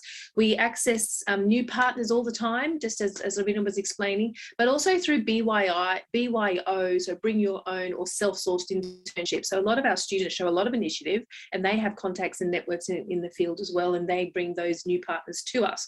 And of course, we do those assessments through that onboarding process. We link very closely with our chambers of commerce. We have a very strong alumni network, and so our ex-students come back to us regularly and look for opportunities to engage our current students. We work a lot with our government agencies and bodies as well, and so that gives us a lot of wide scope. And we're not just focused on the main cities, so we have internships that are offered across the whole country, and that's why the virtual, if there's anything that we've learned from COVID, it's our ability now to work much more widely and distributed than before. So our students could be living in Perth, which is on the other side of the country, but doing an internship that's based in Brisbane because of that virtual capacity. So that's incredible. We haven't had that opportunity before. We also work through what we call our hubs. So for example, there's quite a few of this around the state, but we have a knowledge hub, which includes a health precinct, for example, at the Gold Coast. So there's a lot of companies and organisations working in that hub. So we have a presence working with those organisations and offer students across all of our disciplines opportunities to work on multidisciplinary projects. And the final thing that I'll finish off then is that our capacity, like I mentioned earlier, we're one of 4 groups in the university. So as business, we talk to our science partners, we talk to our arts education law partners, and we talk to our health partners, so that we are building this dynamic inter-group connectedness all of the time. So we're sharing partners essentially. Okay, thank you very much. I think we have time for one more question. So I'm going to go ahead and pose this question to Kun Jalern. Mr. Jalern, in your firm's perspective, KPMG, would you like to participate in business school's online project-based learning in the long run? Why or why not? You mean the online project-based activity, right? Correct. Correct. Actually, there are many types of virtual or online activity that KPMG could have with the business schools, such as the business case competition or business challenge or project assignment, as mentioned previously. Project-based activity could be one of the most efficient ways to engage with the student. both before and during the internship period, as we are able to target the talents in advance for their knowledge and skill demonstration rather than from the other activities. The most important concern is KPMG, or we have to know what knowledge and skill we want, what students need to develop, and ensure that those activities will help skill them and shape them in the right way. For example, in KPMG, we have specific skill set for the future. We call future skill set, 16 future skill sets. All our activity aim to build up such skill for them to become future ready workforce. I'm still thinking about the relationship with our partners, I mean the business school. We should have the good relationship, and now we are contacting the Chiang Mai University. That is another partner that KPMG would like to be and have a good relationship with, because this is a very important to help us connect and reach out to the right targets. There are some challenges from virtual activities as well that we might have to put more effort and creativity to leverage the engagement level between KPMG and the student as a result from limited face-to-face activities. Okay, thank you very much, Kun Jalern. I apologize to those we haven't gotten to the questions, but unfortunately we're out of time for this panel. So I would like to thank all of the panelists and all the questions from the audience. Right now I'm gonna hand over the stage to the next panel. So Mr. Miyake, the mic is now yours. Thank you very much. Thank you. All right. Okay. Thank you very much, Professor Anin. Greetings, ladies and gentlemen. My name is Kai Miyake, as introduced, and I'll be moderating the second half of today's event. Well, without further ado, let me introduce let me introduce the panel discussion. Second panel discussion. It's titled EduTech and VR Application.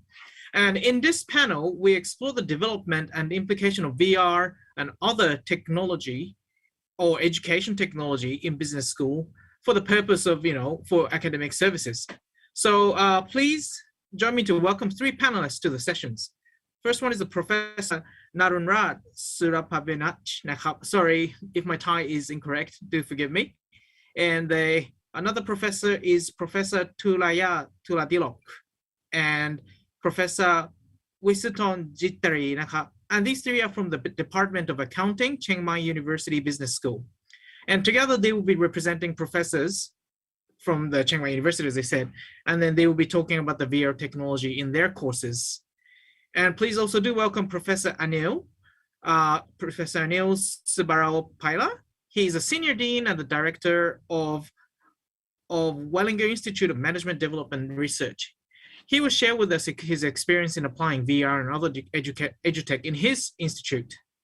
And of course, last but not least, Professor Pinari T. Makon. She is a lecturer at Surpassing School of Management. I will also describe her use of VR and other edutech at her school. And myself, I'm a general manager of IHI Asia Pacific Thailand Company Limited. I'll be the moderator. Once again, if attendees have any questions and comments to the panelists, please feel free to type in the chat box, and then, in the remaining time, we will make sure to answer them. Okay, so first of all, I'd like to invite each panelist to shortly present an overview of your school's development and application of VR and edutech.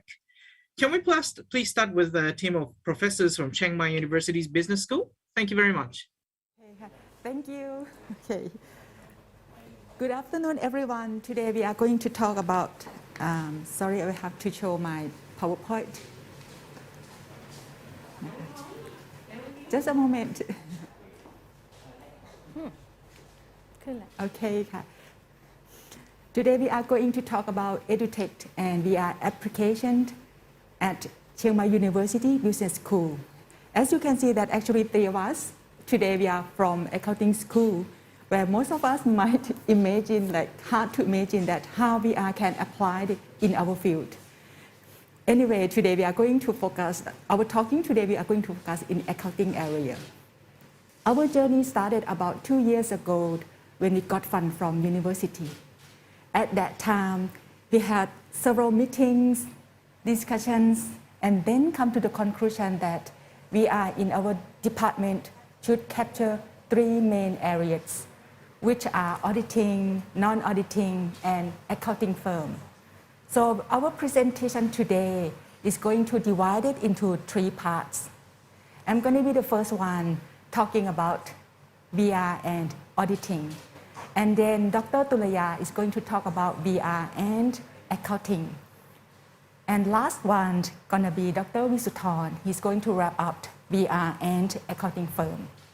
So start with me. In auditing field, for auditing profession, VR allows students to experience and see real world business environment and working process. They can visit several businesses in minutes instead of spending lots of time and money. As you can see from the pictures, VR allows students to visit 3 different types of business. The first one is fish farming, second one is egg farming, and the last one is car dealer. These 3 different businesses has quite different in business nature and business risk.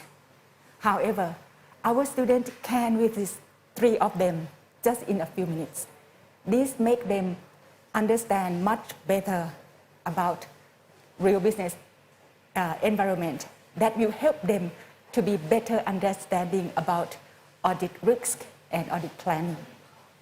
For example, if they have to do observed inventory counting in this business, for the first one, for fish farming, as you can see that their inventory is a movable thing as livestock. Fish are swimming around the pond. Each of fish have different sizes. So how they gonna measure it, how they gonna value it compared to the third one. The third one is car dealer. Their inventory is stay still. It's non-movable. It might be easy for them to count or value it, but the value per unit of them are quite much higher than the first one. For the second business type, egg farming, their inventory is quite mixed. They have both movable and non-movable inventory. Showing them this fact, this information through VR, make them much better understanding about auditing concept. Moreover, we also add some simple, easy game into our VR, just to increase their attention and ensure about their understanding. However, our journey hasn't ended yet because of COVID-19 pandemic, so we haven't implemented VR into the real course. However, we do believe that by implementing VR into our traditional lecture, we improve our students' learning productivity. For me, it's going to be about this. So I will give the stage to Dr. Tulaya. So thank you, Ajahn Narinat. Apart from the audit accounting aspect, PowerPoint. so on my session, we will talk about the VR that focusing towards the non-audit accounting, for example, financial and managerial accountings. So in this VR that I show you, the first main section, they offer the 3 different functions. So for the first one is all about the production process. So in this case, we talk about the pottery manufacturing companies. So this VR we walk through from the very beginnings and until the finished process that you packing and handed the finished good to the customer. The VR not only show the pictures, the production process, but it will focusing and specific select the raw material, the labels, and the manpowers, or some specific equipments or some tools that used in each process of manufacturing. So the student can see the very clear pictures. And not only the materials, in each production process, we also come up with the related documents. So in this case, we have shown you about the raw material request form that have to use in each part of the process.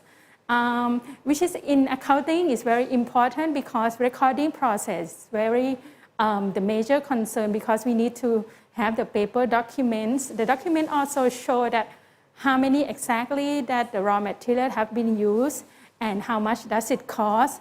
So they can use this one into the calculation, the cost per unit or cost of productions.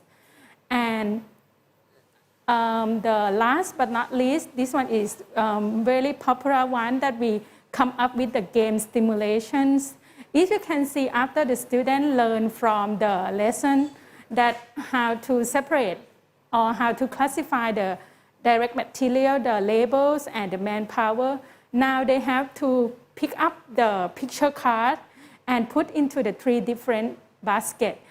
So they can be able to classify this one is a raw material, this one is a labor or manpower, or this one is a manufacturing overhead that have been used in each production.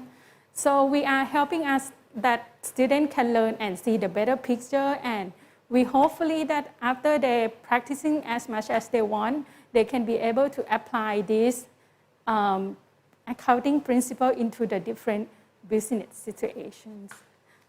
So this one is my part about the non-audit accounting aspect. Now I hand it to Ajahn Visuthon talking about accounting firm touring. Thank you, Professor Tulaya. I would like to take this opportunity to share another one of 25 VR content that we have at our school. It's called accounting firm touring. And initial idea for making this VR is to prepare our students to get more experience before they complete their study.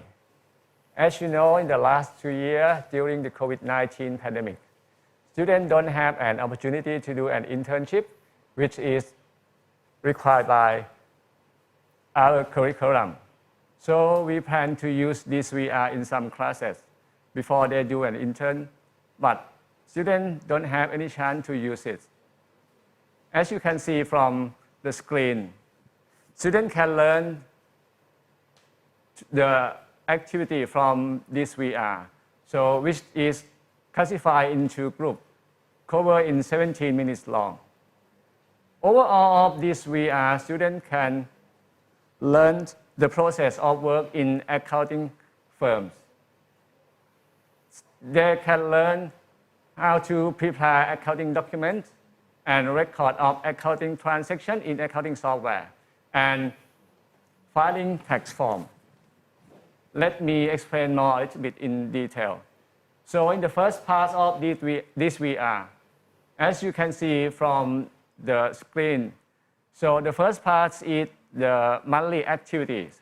Students can learn how to prepare monthly accounting document required by Thai law and monthly financial report. For example, statement of financial positions, income statement, bank account reconciliations, fixed assets, and depreciation registrations.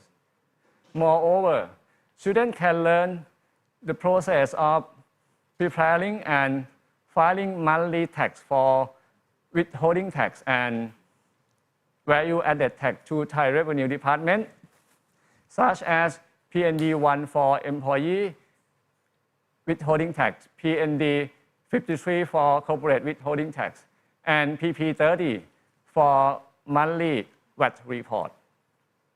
The second part of this VR is yearly process of activity in accounting firm. Students will understand the process of preparation of annual audited financial statement and calculation of statutory tax, mid-year tax return, and year-end tax filing. This is all topic covered in this VR that I would like to share with everyone. Thank you. Thank you very much, teams of Chiang Mai University Business School professors. That was fantastic. Can we hear from Professor Pinnery, please? Thank you. Hi. Yes, so for Surpassing, so I guess I can I share my screen? Of course, please. Let me see. Okay, are you seeing our Surpassingware? Yes. Oh yeah.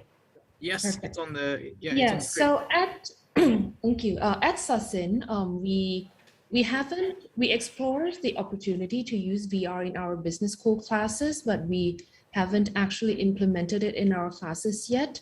However, we were pretty advanced with our EduTech platform. We have our own Surpassingware. Is basically our learning management system. As you can see, students can go to the dashboard and have, what courses they took. They can see users who are online, and you can chat with them, and also have your own calendar, and see that you can, usually if you're a student, you'll have your classes come up, but since I don't have the class to teach right now in this month, so that's why there's nothing there.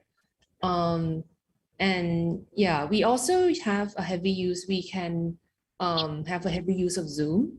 So so you can use the Zoom link to book meetings inside Surpassing, and we also just adopted a new whiteboard collaboration platform called Miro. So yeah, that's from us, Surpassing. Thank you. Well, thank you very much. It's really nice to actually see what you're actually using in the school. Thank you so much. Professor Neil, can you share us your presentation? Yeah, sure. I don't have a PPT. I can talk it out here. Good afternoon, Moderator Kaj and dear fellow panelists. First of all, I would like to thank the organizers for inviting me for today's panel on EduTech and VR application. I bring greetings from Wellinger Institute of Management, which is popularly known as V School in India. And let me start with our experience in applying VR and other EduTech in our institution.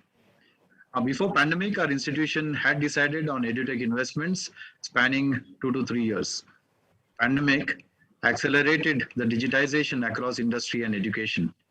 Now, V School was early adapter of virtual technology since we had ongoing executive education of many companies. Now, each company fast-tracked us to learn and embrace various platforms and LMS to ensure continuity of their programs by our faculty. This early adaptation helped our MBA students as well to align with our faculty virtually, and of course, our management invested in the technology quite early. Being early adapters, as I mentioned, of EduTech, our core team collaborated and curated the entire life cycle of V-School journey using technology. It started right from virtual admission process, which we did successfully, student competitions, alumni, corporate interactions, session delivery for MBA students and corporate executives, feedbacks, assignments, assessments, webinars, and finally, placements of all the students too. In fact, the placements of students also happened absolutely virtual because we adapted to it very fast, and the corporates enjoyed taking our students' interviews virtually. I personally feel and felt that the impact of technology usage of the EduTech has been at par, and I can say in many instances bettered the physical and offline setup due to EduTech. Thank you. Over to you, Kaj. Thank you very much, Professor Neil. It was great to hear from you. And so let's move into the actual question. Now, first part of the question I'm going to ask is about the journey in designing VR contents for the business courses. So first of all, let me address this question to teams of Chiang Mai University Business School professors. Accounting courses could be relatively complex for most instructors for designing VR contents. How do you design VR contents to fit them in your courses? I know you kind of roughly touched it in the presentation, but can you walk us through a little bit more about how you achieved that as a journey? Okay, like actually that I just mentioned in my first presentation that we have lots of meetings and discussions, because for us at first we thought VR might not suit our department. How we gonna implement VR in our subjects? And then we come up with the conclusion that actually, like in auditing area, what we would like to show students is like the business environment, to make them understand the business risk, business nature, in order for them to better understand about audit field. So they will be better make audit plan in that information or based on that need. So we come up with, okay, in auditing field, we may need something different from non-auditing.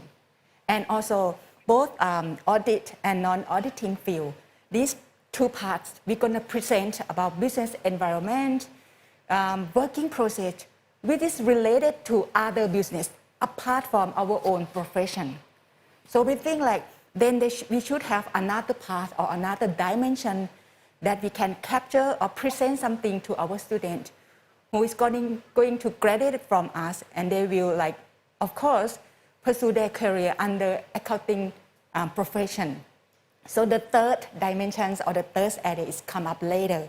So we make VR to present them how is their work life, work balance or work process as an accounting profession. This is the first step. And then we divided our lecturer into 3 groups. So each group will have a small meeting and present or come up with idea that what kind of VR, how many VR that they would like to get under auditing field, non-auditing, which is accounting, costing, and the last one is about accounting firm. That's our first step. Right, thank you so much for your answer. So I've got another question. Our next question is to Professor Pinery.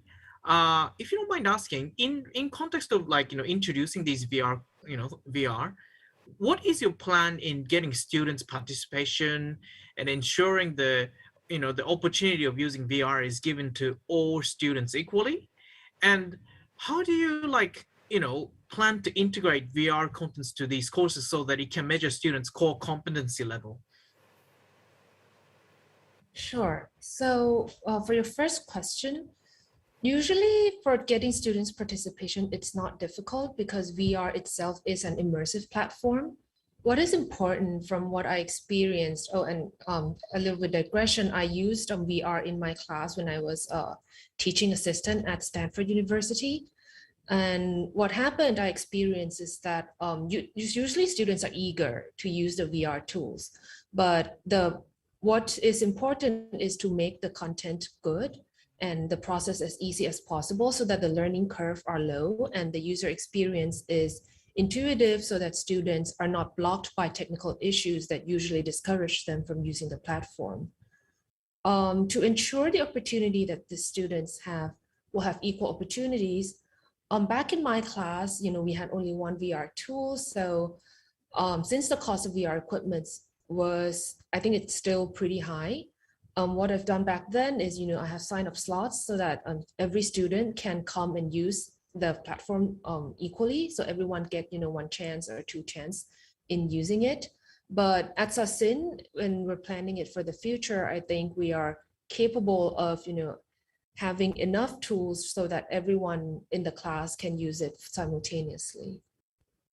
So for our plan to integrate VR so that we can measure students' core competencies, I think, in AI or in VR, well, I teach business for AI, AI for business at Surpassing. In areas like the data area or the AI area, VR enables students to visualize the data in at least 4 dimensions versus like in screens or in paper, you only have 2, right? You have like X and Y axis. But in VR, you don't only have the 3 axes, which are 3-dimensionals. You also have the axis of time that you can play. So that's the fourth dimension. And that opens up a lot of possibilities in terms of analysis and creativity. For other business schools, as far as we've done, our research, a lot of schools use VR to simulate case scenarios like negotiations or presentations, and that gives students what you call they give like the safe psychological space so that students can try negotiation tactics, or try different strategies in their business case scenario. And what VR enables in assessment is you could assess those soft skills in a much deeper way than you could on pencil and paper. And those who learned in immersive VR actually perform better in real life scenario assessments versus a paper and pen and paper assessments. So yeah, I think it opens up a lot of how to measure students' core competencies aside, just writing down essays or just do math on the paper. Well, thank you very much. I think, while, it's still definitely a challenge. How about in Chiang Mai University Business School? What is your plan in getting students' participation, and how do you plan to integrate VR contents to courses so that it can measure students' core competencies?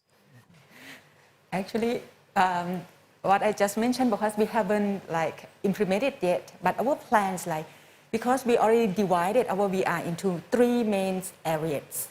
So VR that's going to implement to our subjects is going to be related to those areas. Like for example, for the first 3 VRs that I present, that one definitely will be part of the teaching or the course in auditing course. And also maybe the second one is the audit problem course. For the second one, for when Ajahn Tulaya present that VR is going to be part of costing subject. And for Dr. Visuthorn is going to be part of maybe seminar or maybe forensics, accounting software. That we already planned it, but we haven't implemented yet. But just we just think that it shouldn't be any problem. It would even be better help students to be better understand in that course or subjects, even much better than just traditional lecture. This is our hope and our plan. Well, let's keep the hopes high because future is definitely bright with everyone. Okay, so let me move on to the next question. This is actually a question again, sorry, to Professor Pinnery. In terms of most instructors' learning curve, do you think the instructors are willing to learn and adapt to new unfamiliar technology like VR and edutech? And like business school in general, how do you think schools should motivate and support their staff in developing VR contents to the courses? Okay, so for the learning curve, I personally think it depends. It depends on the institution. It actually depends on person by person. So if you're in as an institution that usually innovation is something important, then you would be kind of encouraged by your environment to learn and adapt to new technology from time to time. I think instructors, since we always want the best for our students, we will naturally be willing to adapt and with enough support and and resources for hand holding us to learn the new technology. And especially I think it's even easier today because because technology changed even faster than maybe a decade ago or something. So for business schools, I think what we could what the school can do to motivate and support their staffs in developing VR is I think educational and supporting resources are very critical. So at SIN, whenever we have a new platform, then there will be some staff or our IT staff or some even staffs in other departments who know the technology will organize workshops that teach you maybe older, not necessarily older, but faculty who's not familiar with those platforms to learn those new tools. Recently, for the past 2 months, we just had a Zoom workshop to teach professors how to use advanced features in Zoom, and even for the online collaborative whiteboard called Miro that we just adopted, there was also a workshop for staff. So I think if you have enough support for staffs, then I think that would be a very it will motivate a lot. Like incentives like, rewards or recognition can also be used to incentivize people to use VR as well. But I think like overall, once instructors starts using new technology and we see that students are actually improving and love the class more, I think that's the most important motivation for us to use the new technology. Oh, I can't agree more. I think that's really important steps. Let's hear from the Chiang Mai University Business School professors too. So, do you think the instructors are willing to learn and adapt to new and unfamiliar technologies? Okay. For me, I think it's some kind of do or die situation. As you know, like disruption is coming, and the next one, I personally believe that it's going to be the bigger one.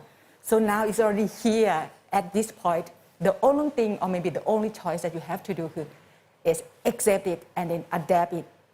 I think that's the main reason that I think all lecturers, we do realize that we have to. There is no other choice. Well, thank you so much. I really like how you used the do or die phrase. I think it was kind of mentioned in the first half as well. It was just suddenly pushed to do so. Yeah, but like I think it's great that everyone's adapting to it. Let me move on to the next question. Now it's in regards to the implication of VR and other edutech. Now this question is to Professor Neil. Could you share your school's implication of VR and other edutech? And what are the key takeaways in applying VR and other edutech to the courses?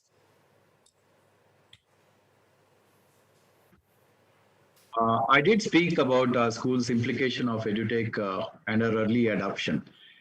Technology is here to stay, where physical, online, blended learning, virtual learning is the only way forward.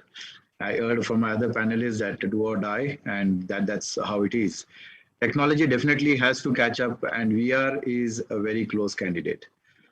India is a land of opportunity, as all of you know. While we faced a few obstacles in some pockets of India, especially with power cuts, internet connectivity, technology adoption, and of course, understanding students' learning outcomes. But the benefits surpassed obstacles, I can say that. For one reason that business schools like us, which are early adapters, help students generate interest in learning. The students also could assess or self-assess and go beyond classroom, which otherwise, we would have 1 or 2 hours of classroom, and that's all about it. But then because of recording or because of technology, because of pre-reads and post-reads, students could actually get into, I believe, self-assessment. Even faculty, if I have to talk about the benefits, faculty could know and learn students' behavior and the pace with which they are learning because of the artificial intelligence which is embedded in most of the learning management systems. And thereby, the faculty could also get to the mentorship which we believe in Wellinka or V School that is a very collateral part of our education to our students. So, in fact, if I had to talk about surpassing pandemic, the government of India's flexible policies also helped business schools to adapt to edutech. In fact, if I have to talk specifically about the Digital India campaign of the Government of India, which supported various business schools and, of course, engineering and technical institutes to use various free courseware, free platforms, benefiting the faculty and students at large. And I have no doubt that, we have enough benefits because of technology, and it is here to stay. Over to you, Kat. Thank you very much. Okay, so how about in Sachin, or from the experience of Professor Pinery, what are the key takeaways, or what are the expected takeaways from applying VR and other edutech in your courses? Yeah, well, I think Professor Ani already touched some points, but to add to that, key takeaways, the benefit is definitely there. Like, with all platforms, like not just VR, but also included EduTech, it just makes students learning easier. It makes it more effective, it makes it more, faster or whatnot. But I think one of the obstacles that we have to take care of is, and I see that happening with VR a lot, is that it's the technical integration and adoption.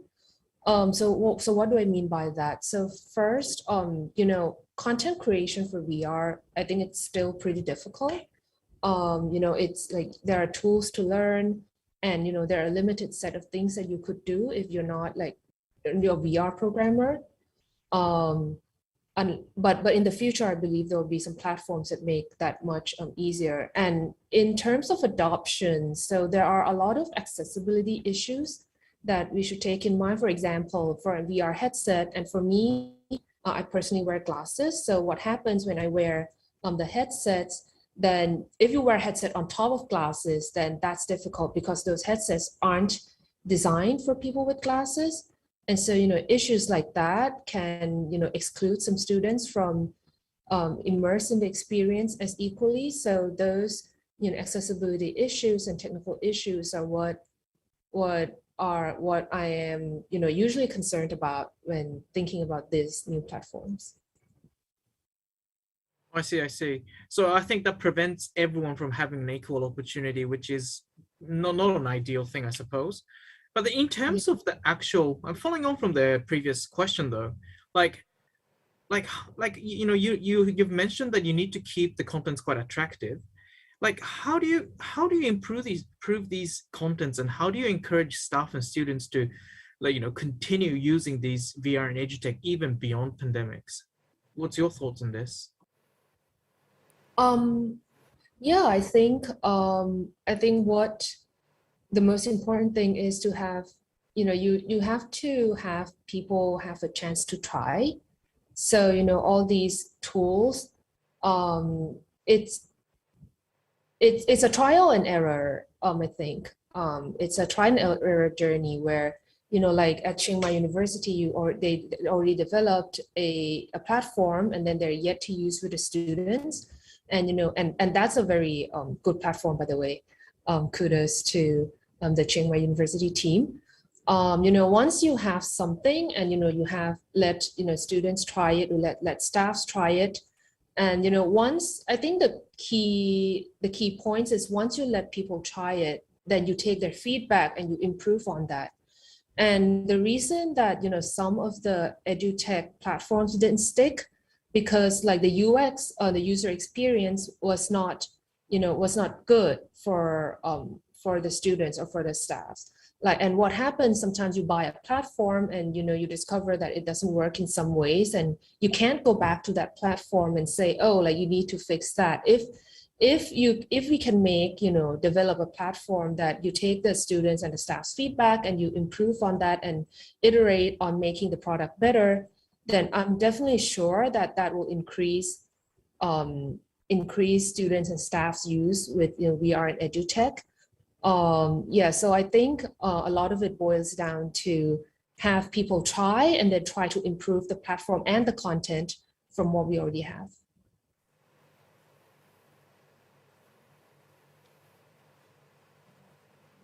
Kai, I think you're muted.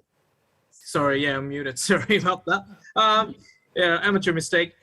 Sorry, we're pushing in time too. So let me move on to next question then. This is a question to Professor Neil. LMS, learning management system, has been intensively used in many schools during this pandemic. And when I spoke to you over the phone, you did mention that it's in heavy use at the moment in India too. What's your opinion of the effectiveness of adding VR contents to your school's LMS? And in combining VR context to LMS, how do you think school could maximize the use of their features? Great. Kaj, as I did mention, we haven't introduced VR yet. However, we use MS Teams to collaborate with our students, right from scheduling classes to sharing resources like PPT, pre-reads, cases, and documents online instantly. However, vSchool has LMS intervention in one of the corporate training which as I mentioned, that corporate training is on the anvil to vSchool, and we haven't lost any client because of early adoption. There's a LMS which we use for one of our clients called Quick Learn, where apart from content uploads, faculty use the features of quizzes, polls, artificial intelligence to track student attention and learning, and also proctored assessment, as you know.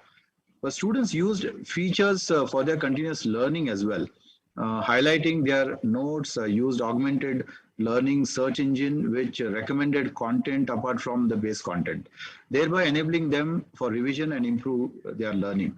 So all in all, if I had to talk about the LMS, how we maximized the features, I mean, at the moment with the Quick Learn as a LMS, which we use for one of the intervention, useful to our corporate executives, and thereby we are also implementing the same in our campus.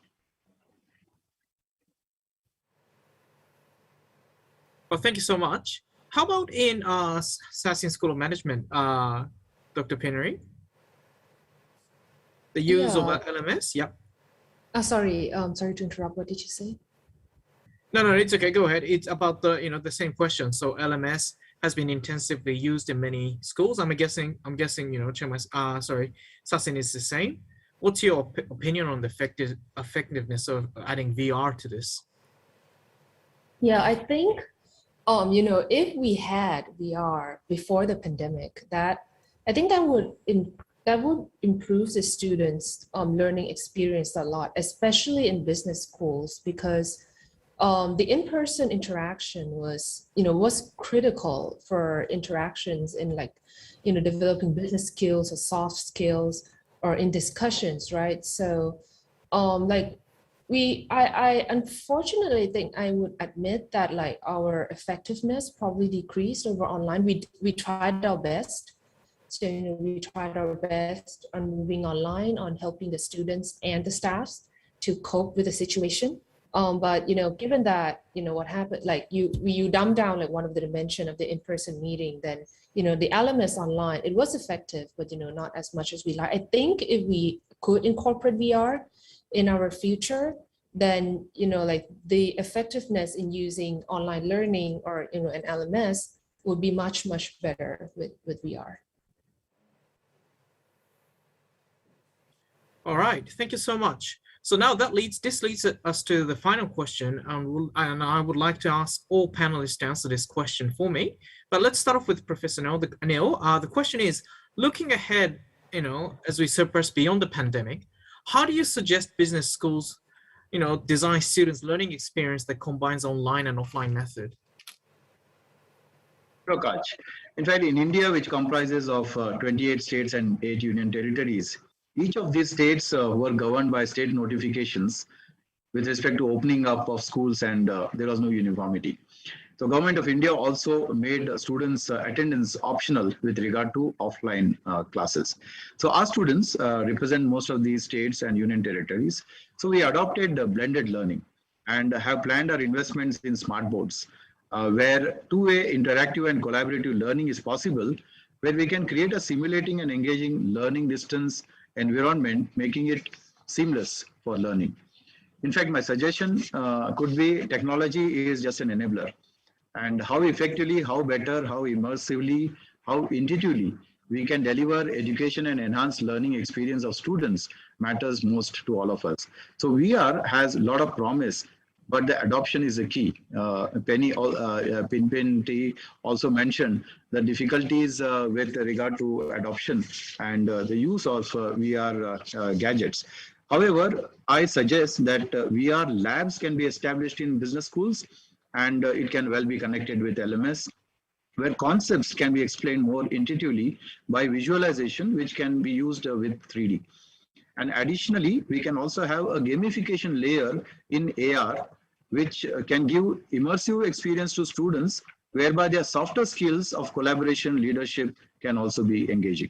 So that could be my suggestion, and thank you, Mr. Kaj. Thank you so much. Professor Pinnery, can I hear from you as well? Sure, yeah, I totally agree with Professor Anil that the technology is just the enabler. And so I can totally see, you know, once we can get back in person, we can keep the human experience on offline. I mean, you know, people can develop in-person skills, develop relationship development in those areas. But at the same time, since people are more, you know, more comfortable online, then we could incorporate simulations that can easily be shown in real life. Like, for example, you can show, well, you know, the effect of climate change, what could happen in 50 years, or like demonstrate supply chain, or, you know, using data visualizations. These are possible using online methods. Students can do like a flipped classroom kind of thing where you can have students watch, you know, short lectures at home. So you save time lecturing at school, and students can watch, you know, lectures on their own pace. And then, you know, once they watch everything, then you can go into the class in person to discuss, and that will, you know, enable more convenience for the student, but at the same time still build engagement in, you know, the school. Yes, that's my take. Thank you. Thank you so much. I think it's about the efficiency, and I wish it existed when I was a student too. Final but not least, let's hear from the team of Chiang Mai University Business School as well. Okay, actually, we do agree with like both professor. Like, to me, I think actually this pandemic also like kind of give us a situation that we call eye-opening for both like lecturer and students. So we kind of come up and like learned the good pros and cons of online, the new technology. I do believe that without this pandemic, even we know that how good it is for technology or online methods, we won't even look at it. We will stick with on-site methods because we're so familiar with it. But after we pass through the pandemic, so we now realize both pro and con of online and on-site method. So we can apply, mix it together, combine together to make best benefit for our students. That's what I think. Thank you so much. Now, sorry, the session's been pushing, but let me just squeeze in a few questions. This is a question from Dr. Tran Van Nu. This is questions to the Chiang Mai University Business School professors. Your VR application is excellent. Could you share what's the feedback of your students of this new technology, and how does your school prepare to protect your online teaching knowledge, as it could have a high risk of illegal copy? Oh, okay. Just like what I just mentioned, that unfortunately we haven't implemented in our course yet because of the pandemic. However, for about the legal issue or the VR, we have like approved from our alumni.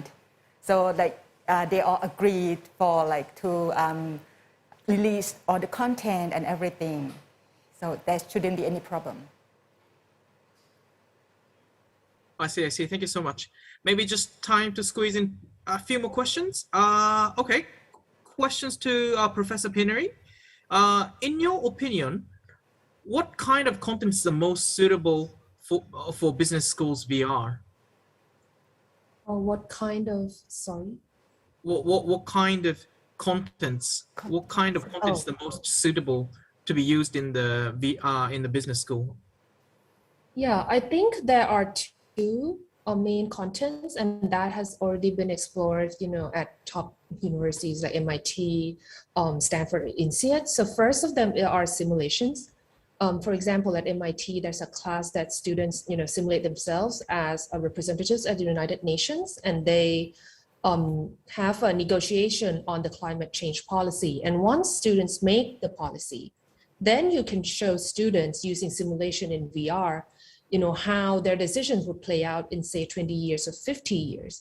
So that immersive experience of showing the real effect in, you know, in 4 dimensions, that really sink into the student's experience. So simulations are the first kind of content. The second kind of content would be in cases where you have undefined trajectory in terms of answer, and a space where you need psychological safety. Like, you don't have to be afraid of judgments from your peers, from what you say or from your decisions.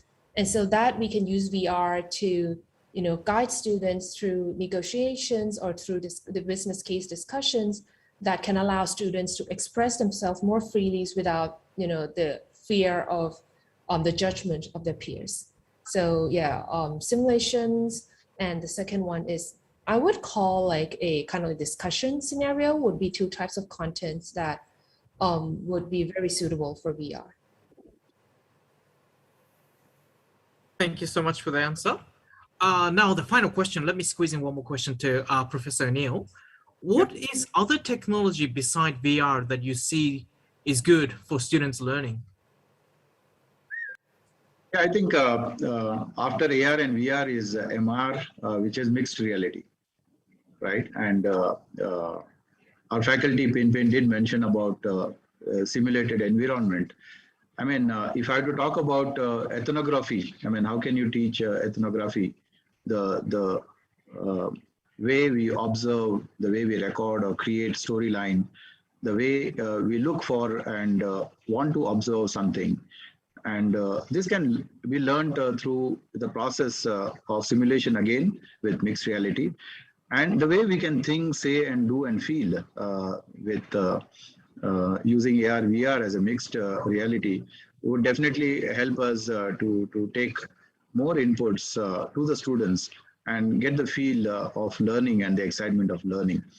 Also, if I were to talk about learning Spanish or learning German language, I mean, it's so easy with VR and mixed reality where the student can actually be in Germany or Spain and feel as to what are the interactions happening between people, how do they board the bus, the absolute experience which they can have and learn from within.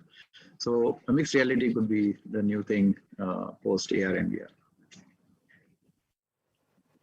Over to you, Kaj. All right, thank you so much. And yeah, I think our time's up now. So well, thank you so much to everyone for all your comments and all your preparations, all the panelists and questions from the audience. Thank you so much. We surely learned many good ideas from the panel today, and this could be very beneficial for every business school planning or currently using VR and edutech in their courses. So I'm sure, next time when we meet, hopefully next time when we meet physically, we can learn and we can share more ideas as well. Well, ladies and gentlemen, we've reached the end of today's AAPBS 2021 virtual annual meeting. We are deeply thankful for all the speakers and attendees. Also, thank you AACSB International for supporting this event. We will see you again tomorrow. The registration opens at 1:35 p.m. Thailand local time. For now, have a great evening. Thank you so much. Thank you, everyone. Thank you.